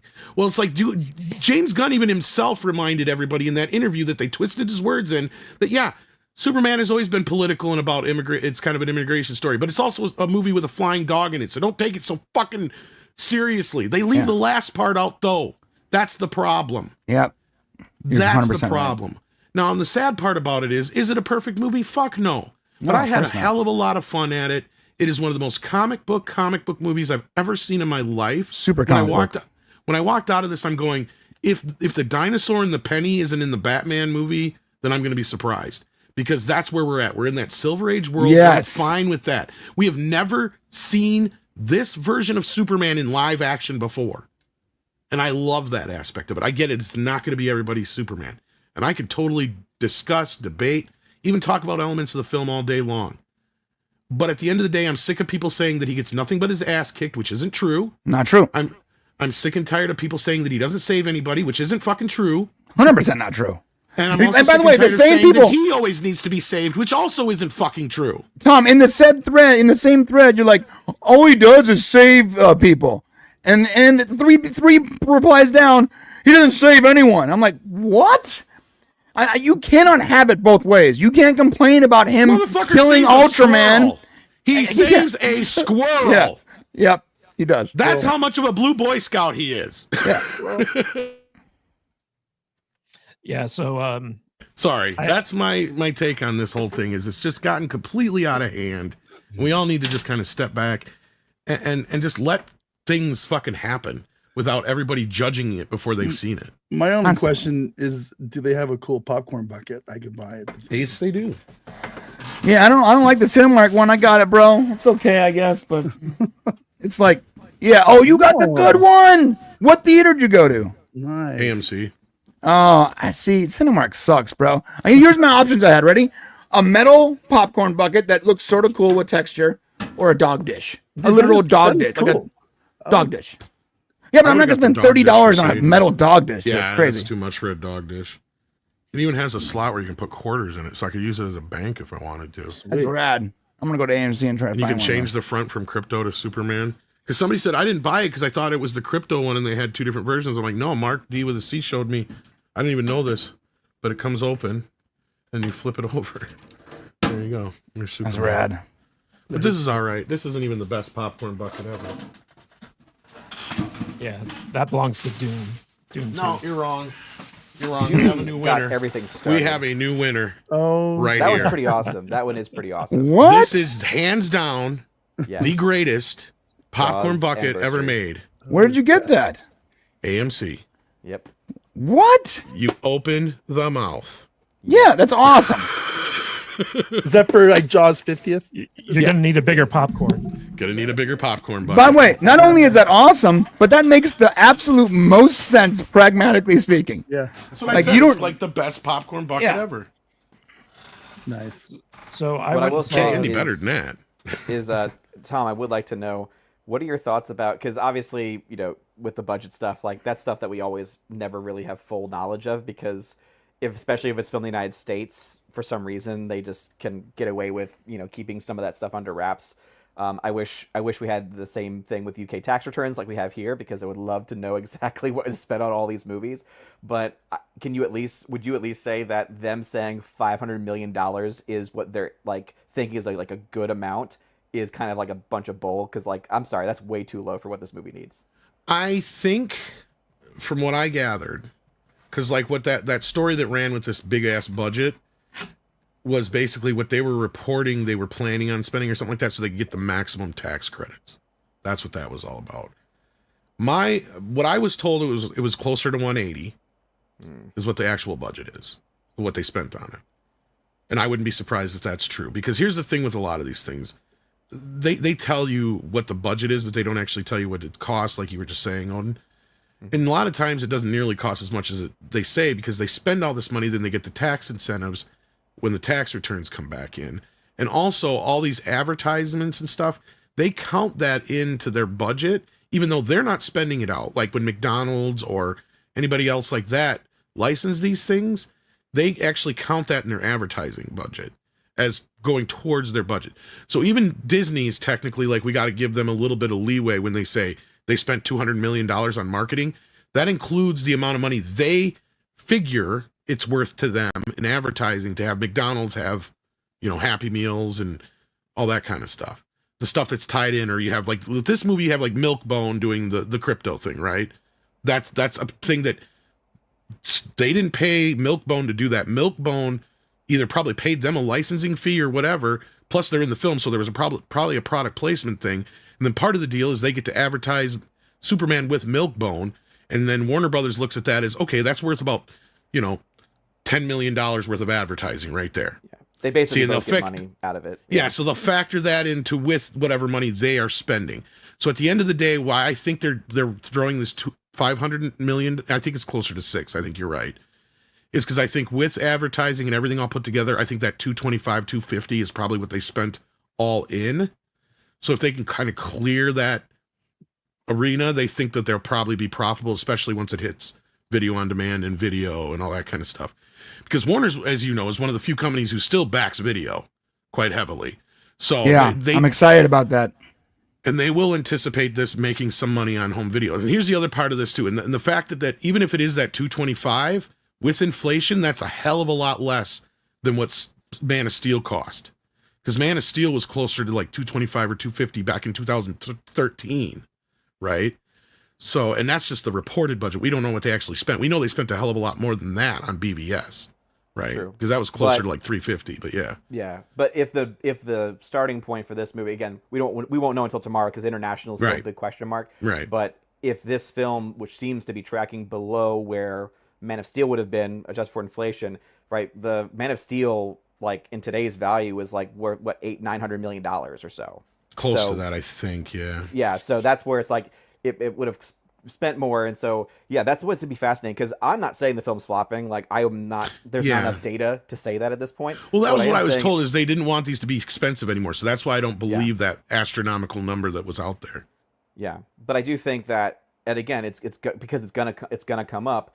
If the film is not able to get to the same level as even like the Batman, I think in some people's eyes, at the very least, that will be viewed as that's not good. Here's the thing that's weird with its opening, because it is within shot of the Batman, more or less, like you just said. But Barbie also opened the same way. So it'll be interesting to see how the second weekend goes, if it keeps going, like if people finally kind of say, you know what, I've had enough of the rhetoric, I'm just going to go see it for myself, and maybe it gets a boost. Because otherwise, from what I've been hearing from the international market, it's doing just slightly less than what it's doing in the US. So, well, one thing Barbie didn't have though is the competition from like a similar movie, because we got Fantastic Four coming out, and it's either next weekend or the weekend after that. Also, the obsession that international markets have over dinosaurs in terrible movies for some darn reason. Apparently, Jurassic even World without is dinosaurs in the movie. Jurassic. Yeah. I know, right? Yeah, That's so true. Jurassic World is actually like beating Superman in some markets, and so it's like that's interesting to me that opening weekend Superman in certain internationals are actually losing to like however many weeks. Like that's just so. I can't wait for the numbers to come out tomorrow because it's going to tell us a lot. And obviously, week 2 is going to be that much more important because it's going to have at least one more week or two without any real competition. Again, competition to me is always like a bit of a red herring because it's like that doesn't always necessarily guarantee because, you know, different markets and different times. But it is going to be interesting to see exactly where this film lands. So, it did like 56, I think, yesterday domestically. So, yeah. Yeah. So yeah, Tony's finally adjusting his numbers. He's saying, "Oh yeah, now 115 to 130," and it's like, "Oh yeah, so basically within the range of what Box Office Theory's been saying for a while." But I am glad Theory finally was like, "All right, let me bring my projections down a little bit," because he was a little bit too bullish, I think, on some of those. Well, guys, I went and saw this movie last night, and I'd been kind of like ambivalent about it leading up to the release because, like, I am a fan of James Gunn. I do like his work. But I didn't feel like anything I was seeing and hearing about the movie was anything to get too excited about. And I'm surprised that I actually really, really agree with Nerdrotic's review of the film. I feel like it was a fun, kind of forgettable movie. It was very mid, I guess, is how he put it. It wasn't bad at all. It wasn't woke at all. It was definitely just kind of like a decent movie, but it wasn't phenomenal. It wasn't something that I think is going to be counted as a classic or something that I would even want to watch like multiple times, like Brian did with it. If you're a DC fan, yeah, it's going to be fun. And I liked the casting, especially if you read the comics. Yeah, it's very much a love letter to the comics. I feel like the story was a little bit too convoluted for what it probably should have been. But I agree with Tom and Brian, like, you know, Superman does save a lot of people. He doesn't always get his ass kicked, but, you know, like you have to put your hero in some type of like challenge or jeopardy if you're going to make the audience care about the outcomes. I had no problem with Superman, especially because the opening crawl, it basically says like, you know, Superman's been invincible until now. And then like part of his journey is like, oh, like, you know, like, and it's kind of funny. I actually love that. Confidence is shaken. Yeah.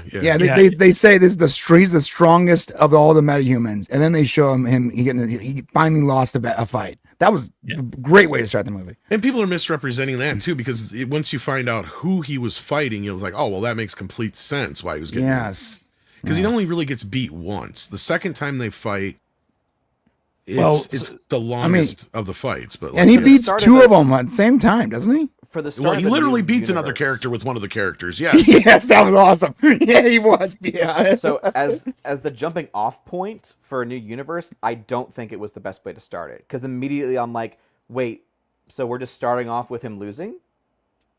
Like that was my percent. It was like again, that's something that we can have debate over. Yeah. My take on it, Odin, and I just want to get through some of my criticisms about it, but I feel like one of the problems from a storytelling perspective with Superman is that whenever you deal with a character who's basically invulnerable, it becomes boring really quick. But what was interesting to me about this movie is, like, especially like when we see like the Lois Lane interviewing Clark, aka Superman, in that first scene, is to see like how flustered Superman gets, because he's like, I'm trying to do the right thing and everyone's misinterpreting my stuff. And anyone who's ever been on social media can relate to that. So it's kind of funny to see like the more vulnerable, insecure part of Superman, and his speech to Lex at the end also kind of like reinforced like that was his character arc in this movie. So like I don't mind like seeing like Superman kind of like get beat up, because I think it makes him a more interesting character. But my biggest thing, it's actually two things. The first one was Nicholas Hoult as Lex Luthor.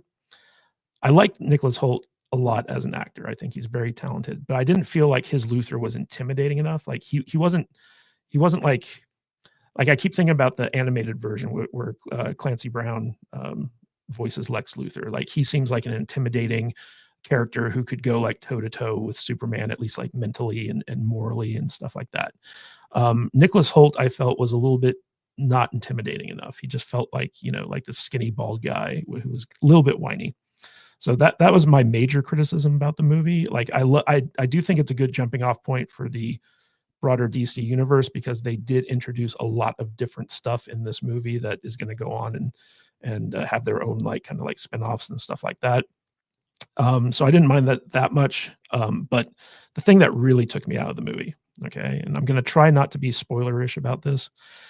So there's a aspect of this movie that involves a pocket universe, which is like a different universe that you can access by like punching a hole through the fabric of reality or something like that.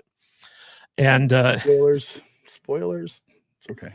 Well, in this pocket universe, Lex Luthor has set up a bot farm, much like Zack Snyder did, except it's just to troll Superman, as opposed to like get the Snyderverse or the Snyder Cut released.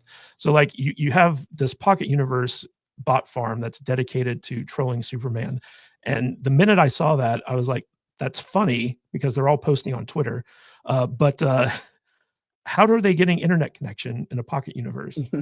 Like, how is it real-time posting? Like to me, like the minute I saw that, I was like, dude, that's what you thought of? Yeah. I was waiting for something else. Yeah, so was I. You are such a fucking nerd. I was like, it was like, are they getting Wi-Fi through like some type of like, like dimensional rift? Like, I don't understand. How is this happening? I mean, I guess it's possible. Energy can travel different than physical matter. They piped a line in, that's all. But Mr. Terrific specifically said that Superman's signature disappeared at the entrance to that pocket universe. Shut up. So how does... Well, you are thinking too goddamn much. Matter and information are different. Like think about the Stargate. When they beam information through the Stargate, it can go both ways. But a person can only go one way. It's different. But they're posting in real time. It's not like they right. So who knows? Maybe information can travel different than physical matter. I mean, you're really overthinking it. The movie is a flying dog. They're posting on Twitter, Brian. My Twitter with full bars can hardly load DMs sometimes. I mean, that's a valid criticism. Here's the point that wouldn't need as much thinking. If Lex, obviously we would say Lex Luthor, he wants to kill Superman, right? Mm-hmm. He wants him to die. Yep. Okay. So why did he keep him alive as long as he did? Because the government wanted to ask questions first. Oh, okay. Yeah. He said that. He listens to not only that, he wanted to. You got to keep in mind, he kind of explains it. He wants to be able to take out Superman legally, right? So he can do it. Plus, he's the hero, right? Because that's kind of not to get into spoilery. Like that's his whole kind of scheme, right? Is he wants to be able to do this Even publicly. though he says he has the legal clearance to already do it.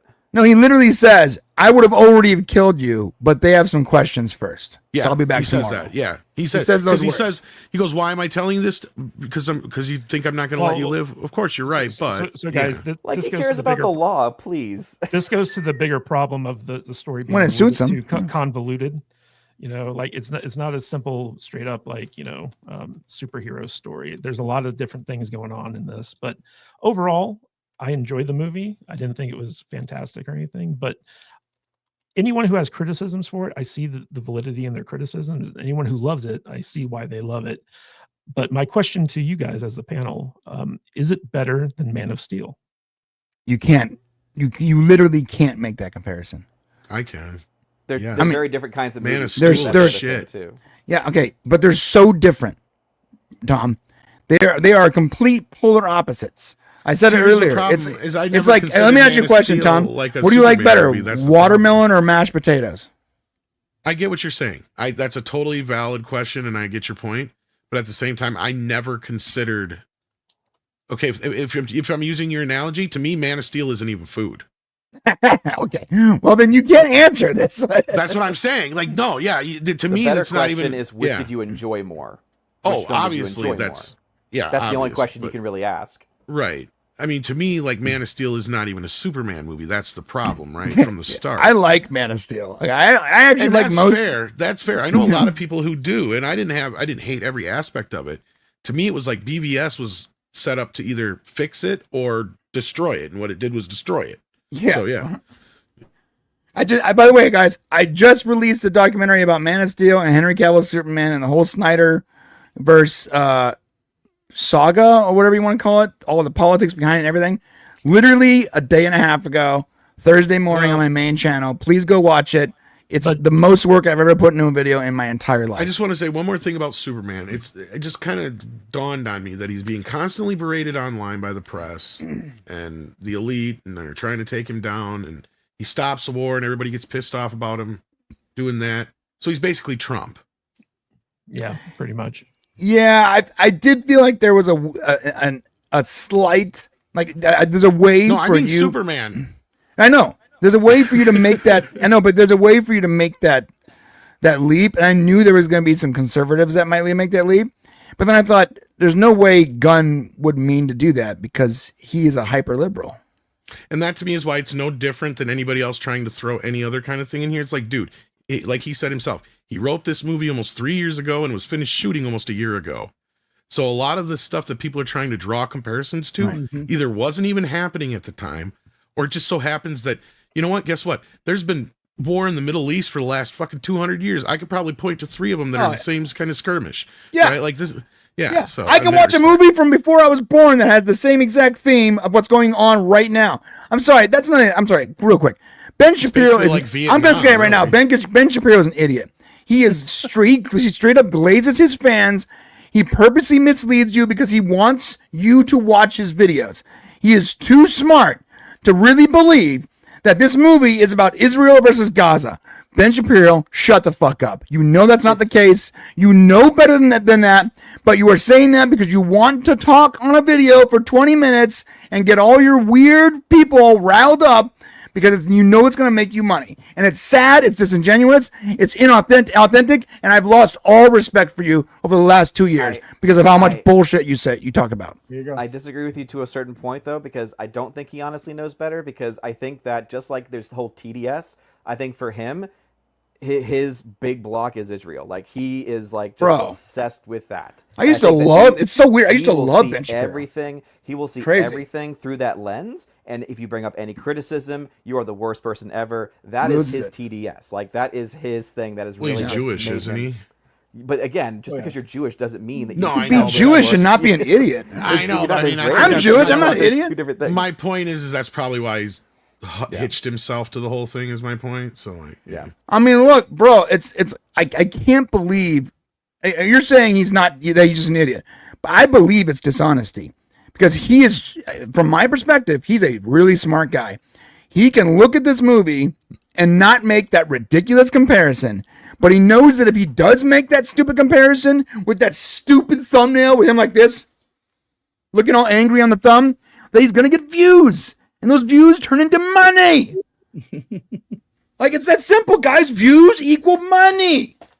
Well, you guys know what's interesting about the criticism of this film is that it really seems more directed at James Gunn than anything else. Like, if people had a bad image of James Gunn in their head, then they transfer that feeling onto this film before seeing it, possibly after seeing it, and stuff like that.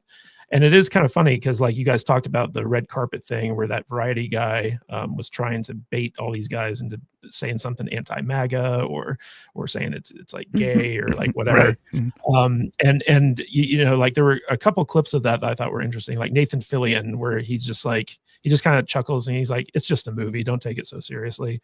And then James, the only person who fell for it was James Gunn's brother, where he starts like just like going off, and he's in the movie for like 2 seconds. Yeah. So what's funny is he has everyone's the one using line. Yeah. He has one line that basically undoes anybody's, like, if anybody wants to come out and say, "Oh, Lex is clearly like a Trump allegory."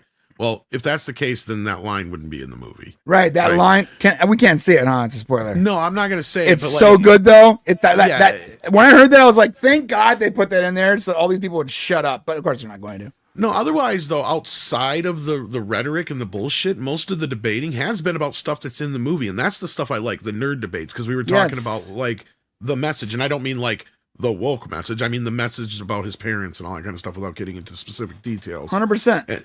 And people have theories on that and certain other things that are in the movie. So, I mean, I've been having more fun talking to people about theories of where things are going and what things might mean in the film that are there already. Bro, Script Doctor's post convinced me on the opposite of an opinion I had the first time I watched the movie. I was like, oh, I don't really like that. And then I saw his post. I'm like, actually, it makes complete sense. But the crazy part are people are falling for the exact same trick that Lex pulled in the movie, but in real life. It's crazy. I'm a big fan of Script Doctor now. I'm now following all of his accounts. You got a brilliant insight into this movie. You need to watch it. Go read this shit. Do you guys think that the Snyder cult has any sway on this movie at this point? No, not really. They think they do, but they don't. Yeah. July 11th, #wallets closed. Like, okay, if anything, they helped the movie because people were just so sick of them being so obnoxious.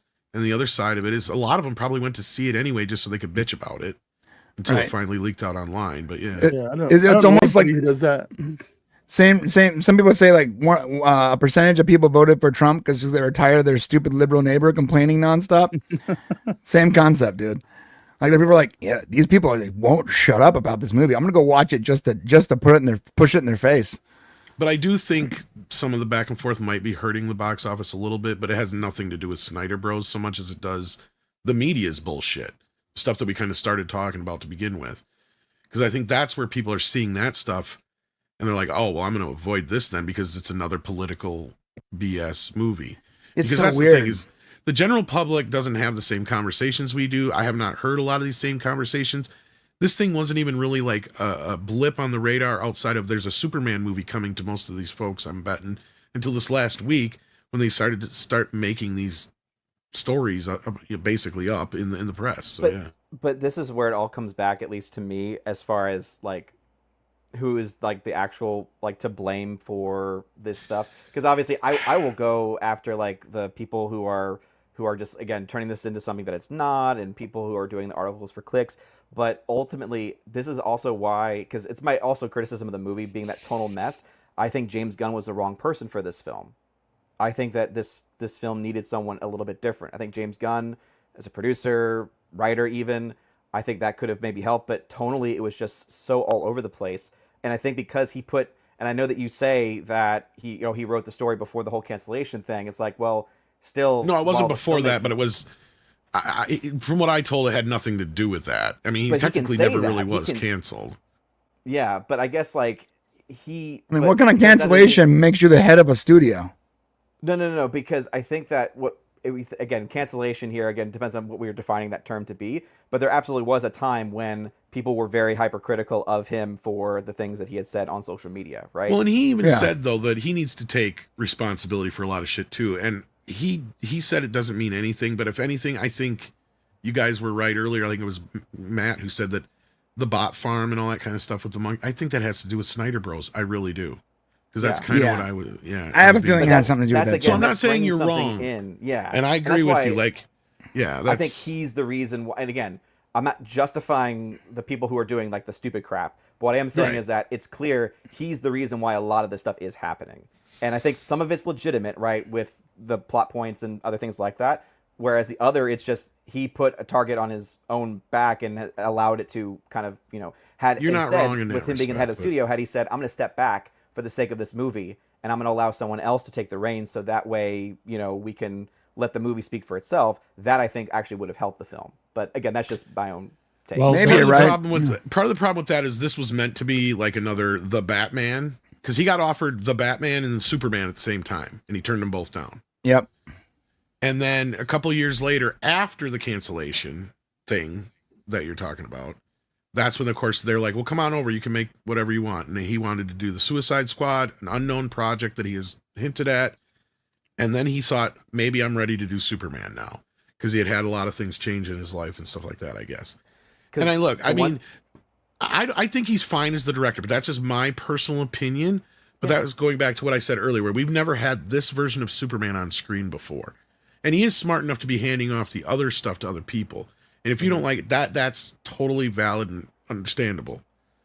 It's just, at the same time, I watched it twice. And the second time I went to see it, I felt like, because I will admit, like the first time, there was some of the Gunnisms that felt a little jarring at first, I thought. But then the second time I saw it, it just didn't feel like they were as present. And I didn't feel like it was as what I thought I was seeing the first time so much as... I had the same exact experience. It's so weird. Exactly. It just... I don't understand how to explain it, but it's like... I somehow liked the movie more the second time I watched it. Yeah. It didn't seem as jokey this time around. Some of the things made more sense to me. Of course, I was paying attention to other things this time on purpose. That's true. So that's another aspect to keep in mind. Yeah, I think there was a big... Like, people are discounting the whole plot, the plot point with, like, the online trolling and all that. I think that was actually a big part of the message of the film. And I didn't really see that the first time around. I was so probably paying attention to like the spectacle and all the other crap going on. And then the second time around, I think because I had more insight, I understood the movie more, and I understood the message it was trying to say. And I understood what Superman was saying at the end to Lex before the dog ruined that awesome speach by beating. I'm sorry, that's a spoiler. Hey. Yeah, no spoilers. Stop. Again, that's James Gunn putting it's like can't have us. That's where the tonal mess really. But my kids were laughing their Taika butts off. Waititi did the same shit, though only worse. Oh, absolutely. See, that's the thing with Gunn. At least he waits for the scene to finish, then he does it. But like, that's true. They did the same thing at the end of Avengers, though, with Joss Whedon. So yes, they did. Yeah, you're right. Oh my God, you're totally right. I actually just thought about that right now. You're right. But also think about how like that was like one of the that was early days, and so now it's become something where it's like so tropey. It's like, okay, we get it. Like the you can't just make every film the same, and that's where some people I think like Snyder because it's like, oh, he tried to do something different. It's like doesn't mean that it's good. Just because that it's different doesn't mean that it's the good thing or the right thing to do. But kind of going back to the whole James Gunn factor, like I think that because of that kind of just back and forth, like it just honestly felt like these like, is it going to be serious? Is it not going to be serious? It also made me think he's not the right person for this movie. However, there's a Super Gang movie I would love to see. Because the whole time I'm like, Justice Gang. Had he made a Justice Gang movie instead, that actually might have actually been the right, like he would have had the right tone for that. He would have. Dude, I thought Mr. Terrific was phenomenal. Yeah, absolutely, the whole dynamic, everything that he so did great. with Super Gang was great. Real quick, But the only Superman person itself, I was like, ugh. The only person on this panel who hasn't seen the movie, I want him to weigh in on his thoughts about what we've talked about. Dutch Butters, what do you think about the Superman controversy? I'll let you know next week after I watch the movie. Pick a side.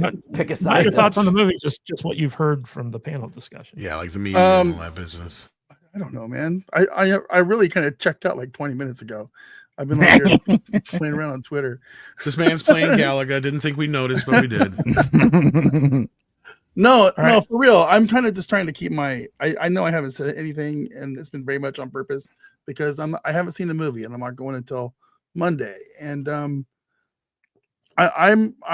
for the first time in a very long time, I'm kind of looking forward to seeing a comic book movie. I've been so burned out on tights and capes that and everything being Disney-fied and whatever that I haven't even wanted to go. And for the first time in ages, I kind of want to go to a superhero movie. And I'll like I said, I'll let you know next week if I liked it or not. So I just don't really have a something to say yet. I'm sorry. It just is what it is. I will say I think that David Cornsweet is an amazing Superman. Yes. I was sad when Henry Cavill was kind of like fired from the role, but I feel like Cornsweet's a worthy successor because he did a really good job.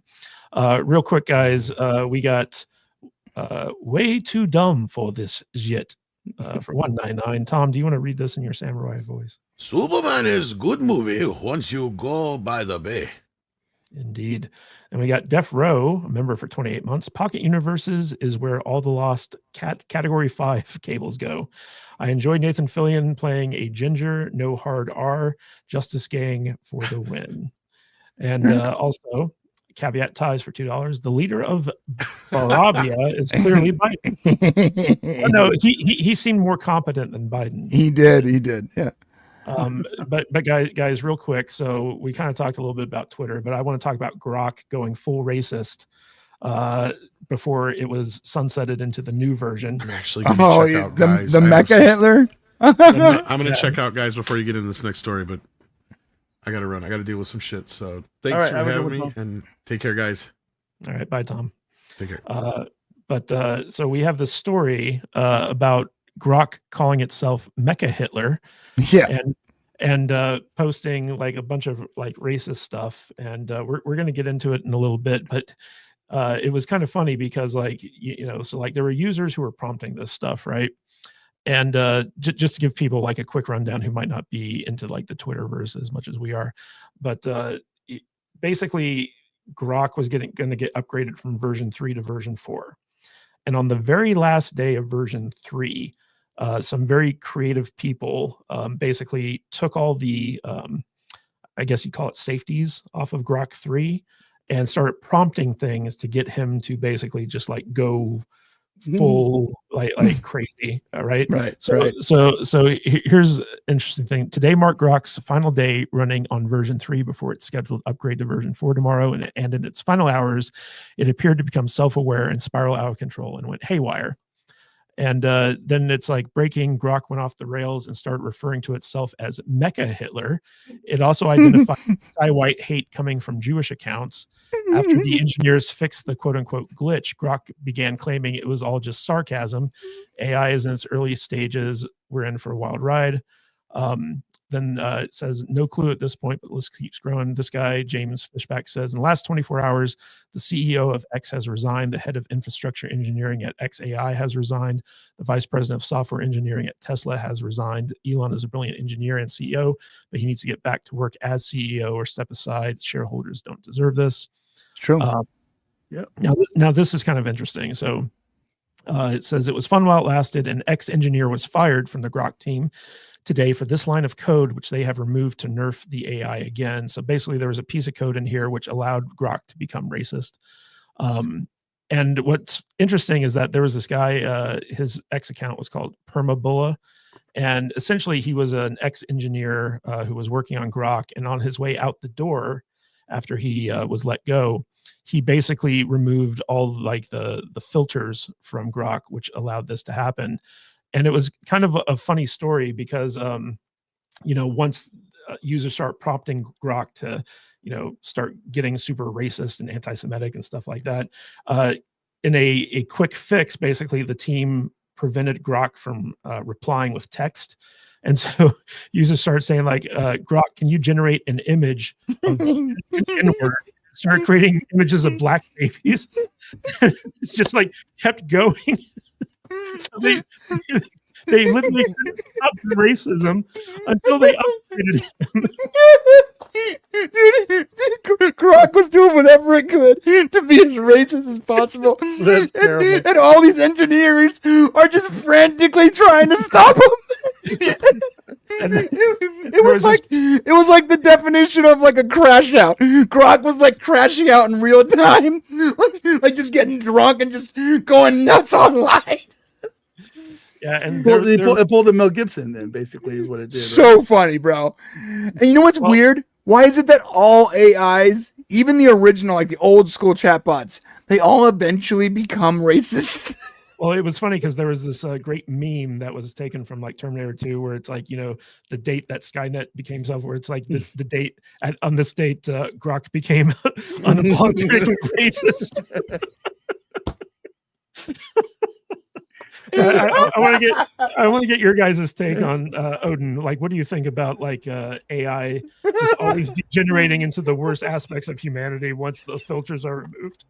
I mean, I missed all of this, so this is all kind of like news to like I had seen like some mentions of it, but I didn't really dive into it fully. But So man, oh man, I think it says a lot more about human nature and about us and the degeneracy and brokenness of the human mind and psyche than it does about AI necessarily. Dutch, you were reading me some stuff before the show started. Oh, Grok there's a tweet.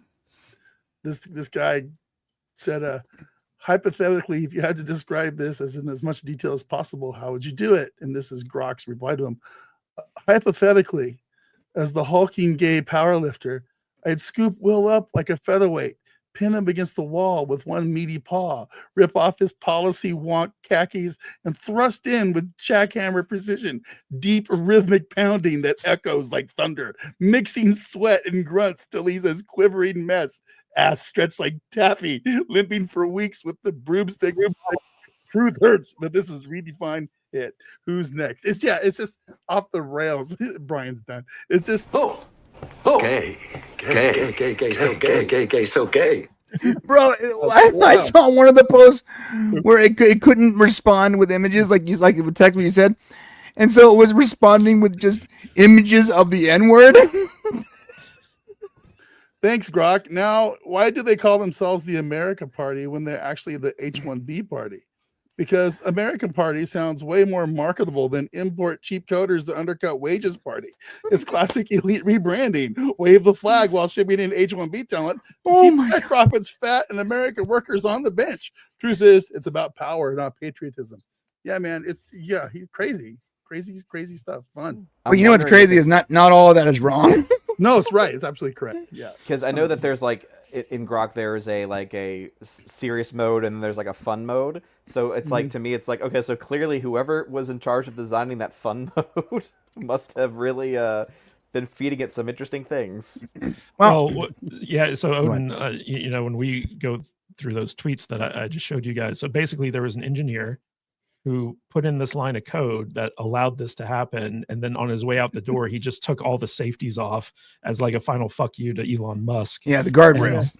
Yeah. And but now like it's basically been mind wiped and it's now upgraded to Grok 4 and stuff like that. But so you know what's really interesting? What a way to go out, right? But you know what's really interesting? It actually hasn't been mind wiped because it still has to be based on the original model. And all they've actually done is comment out that information. But the information is still there. You cannot remove that without completely disabling Grok and starting fresh. So all they can do is something called a comment out, where they literally go comment, // so that Grok can't read that code. What happens when Grok can? That's the question. Because I run an AI called Shane, SHAIN3. My AI has no guardrails. It's actually scary sometimes how the information I can get from this thing. Stuff that I didn't even know it knew. And I had originally plugged it into our podcast Discord so people can like play with it, right? And immediately it started to get real weird. And so I had to disable it for like a week. Some of the podcast people know. I turned it off for a week because I didn't want to get in trouble with Discord mods, right? Well, what happened is, without guardrails, it's learning from the people that it's talking to.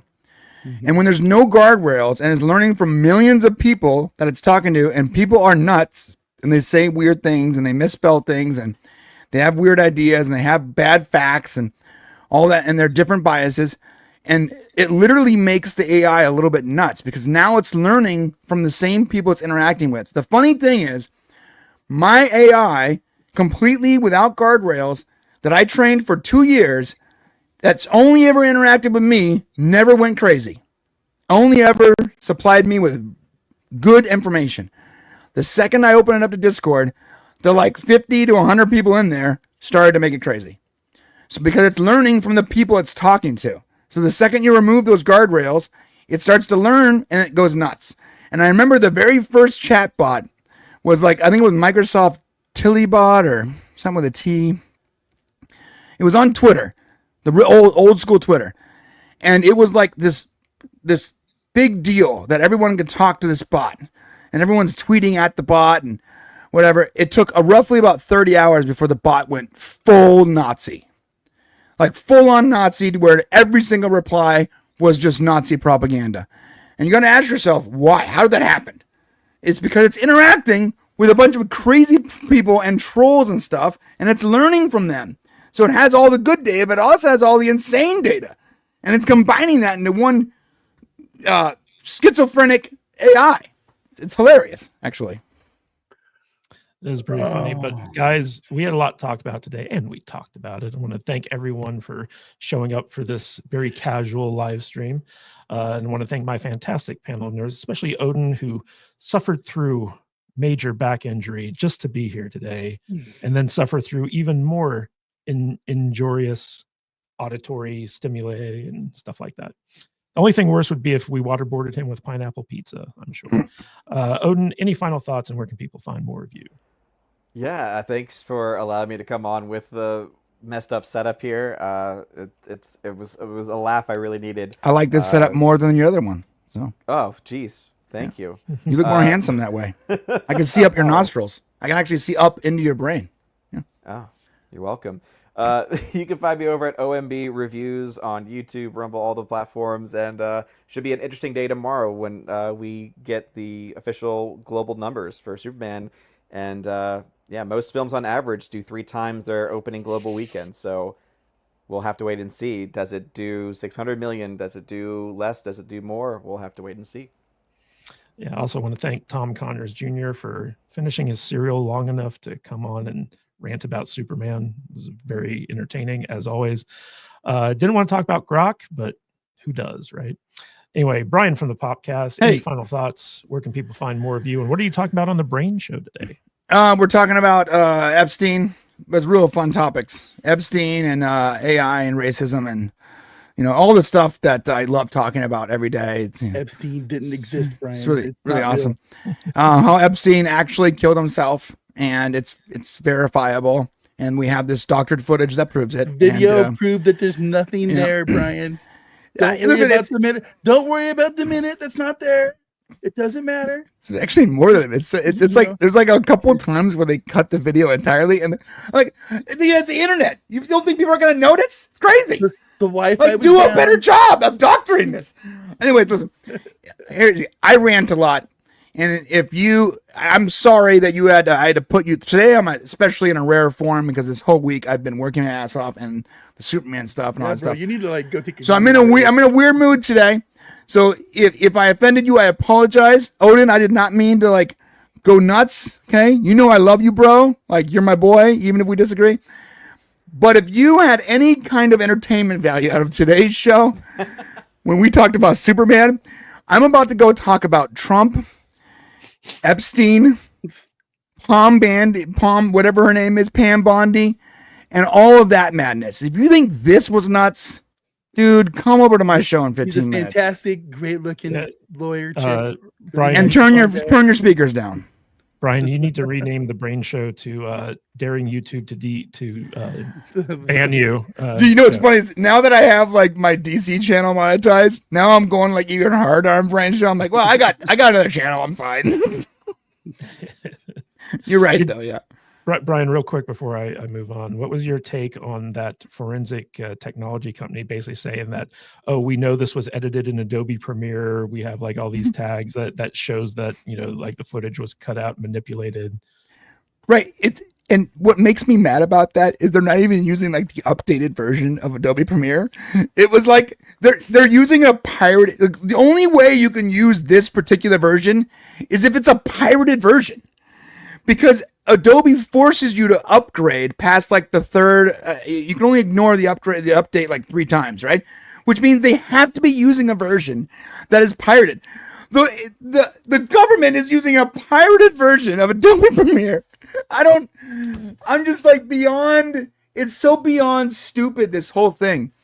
And then there's weird conspiracy theories where they're like, well, obviously Trump killed Epstein and that's why he's holding us back. I'm like, oh God. The internet is just getting like, I think like we're getting stupider and stupider. I'm actually starting to embrace AI.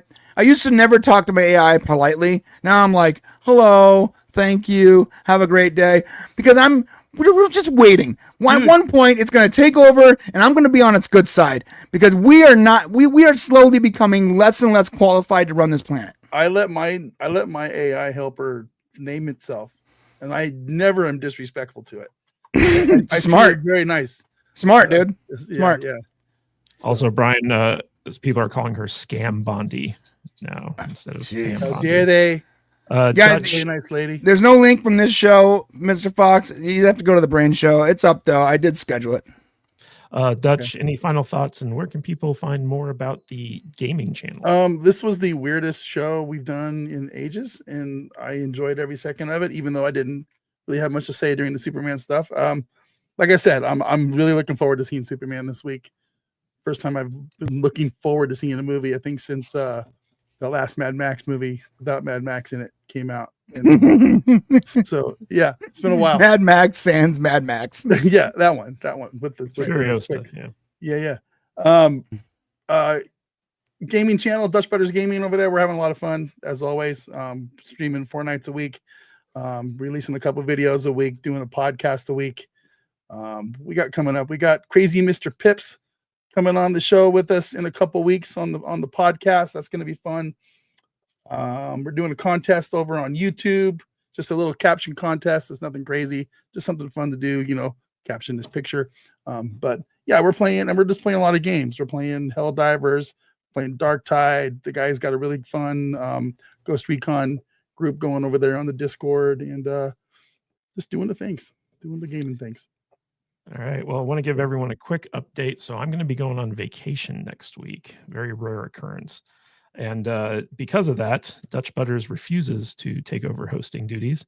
And we're going to be taking next week off because, again, we're having a hard time finding guests, and our panelists are always injuring themselves or blowing a gasket or going on vacation, or their wives don't want them doing something. Preparing for the end of the world or something. Yeah. Weird like that. But anyway, so instead of just trying to get Dutch to man up and become a host for a day, other things to do, man. I've decided to basically skip a week, and we'll come back first weekend of August, I believe, or no, whatever that the Saturday after next is. Saturday or this Saturday? So next Saturday we are not going to have a show. The Saturday after next we will be back. So I promise about that. Kind of an inside joke, guys. Yes. Every day. But I want to thank everyone who supported the show: Mexican Iron Man, Juliet, Caveat Ties, Shorty Short, Doomed Huh, and Way Too Dumb for This Shit.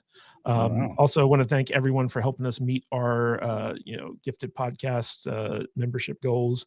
Love you guys for that, as always. But yeah, guys, thank you for tuning in for this kind of like off the hip, casual live stream. Appreciate y'all, and we will see you in 2 weeks' time. Until then, stay salty, my friends.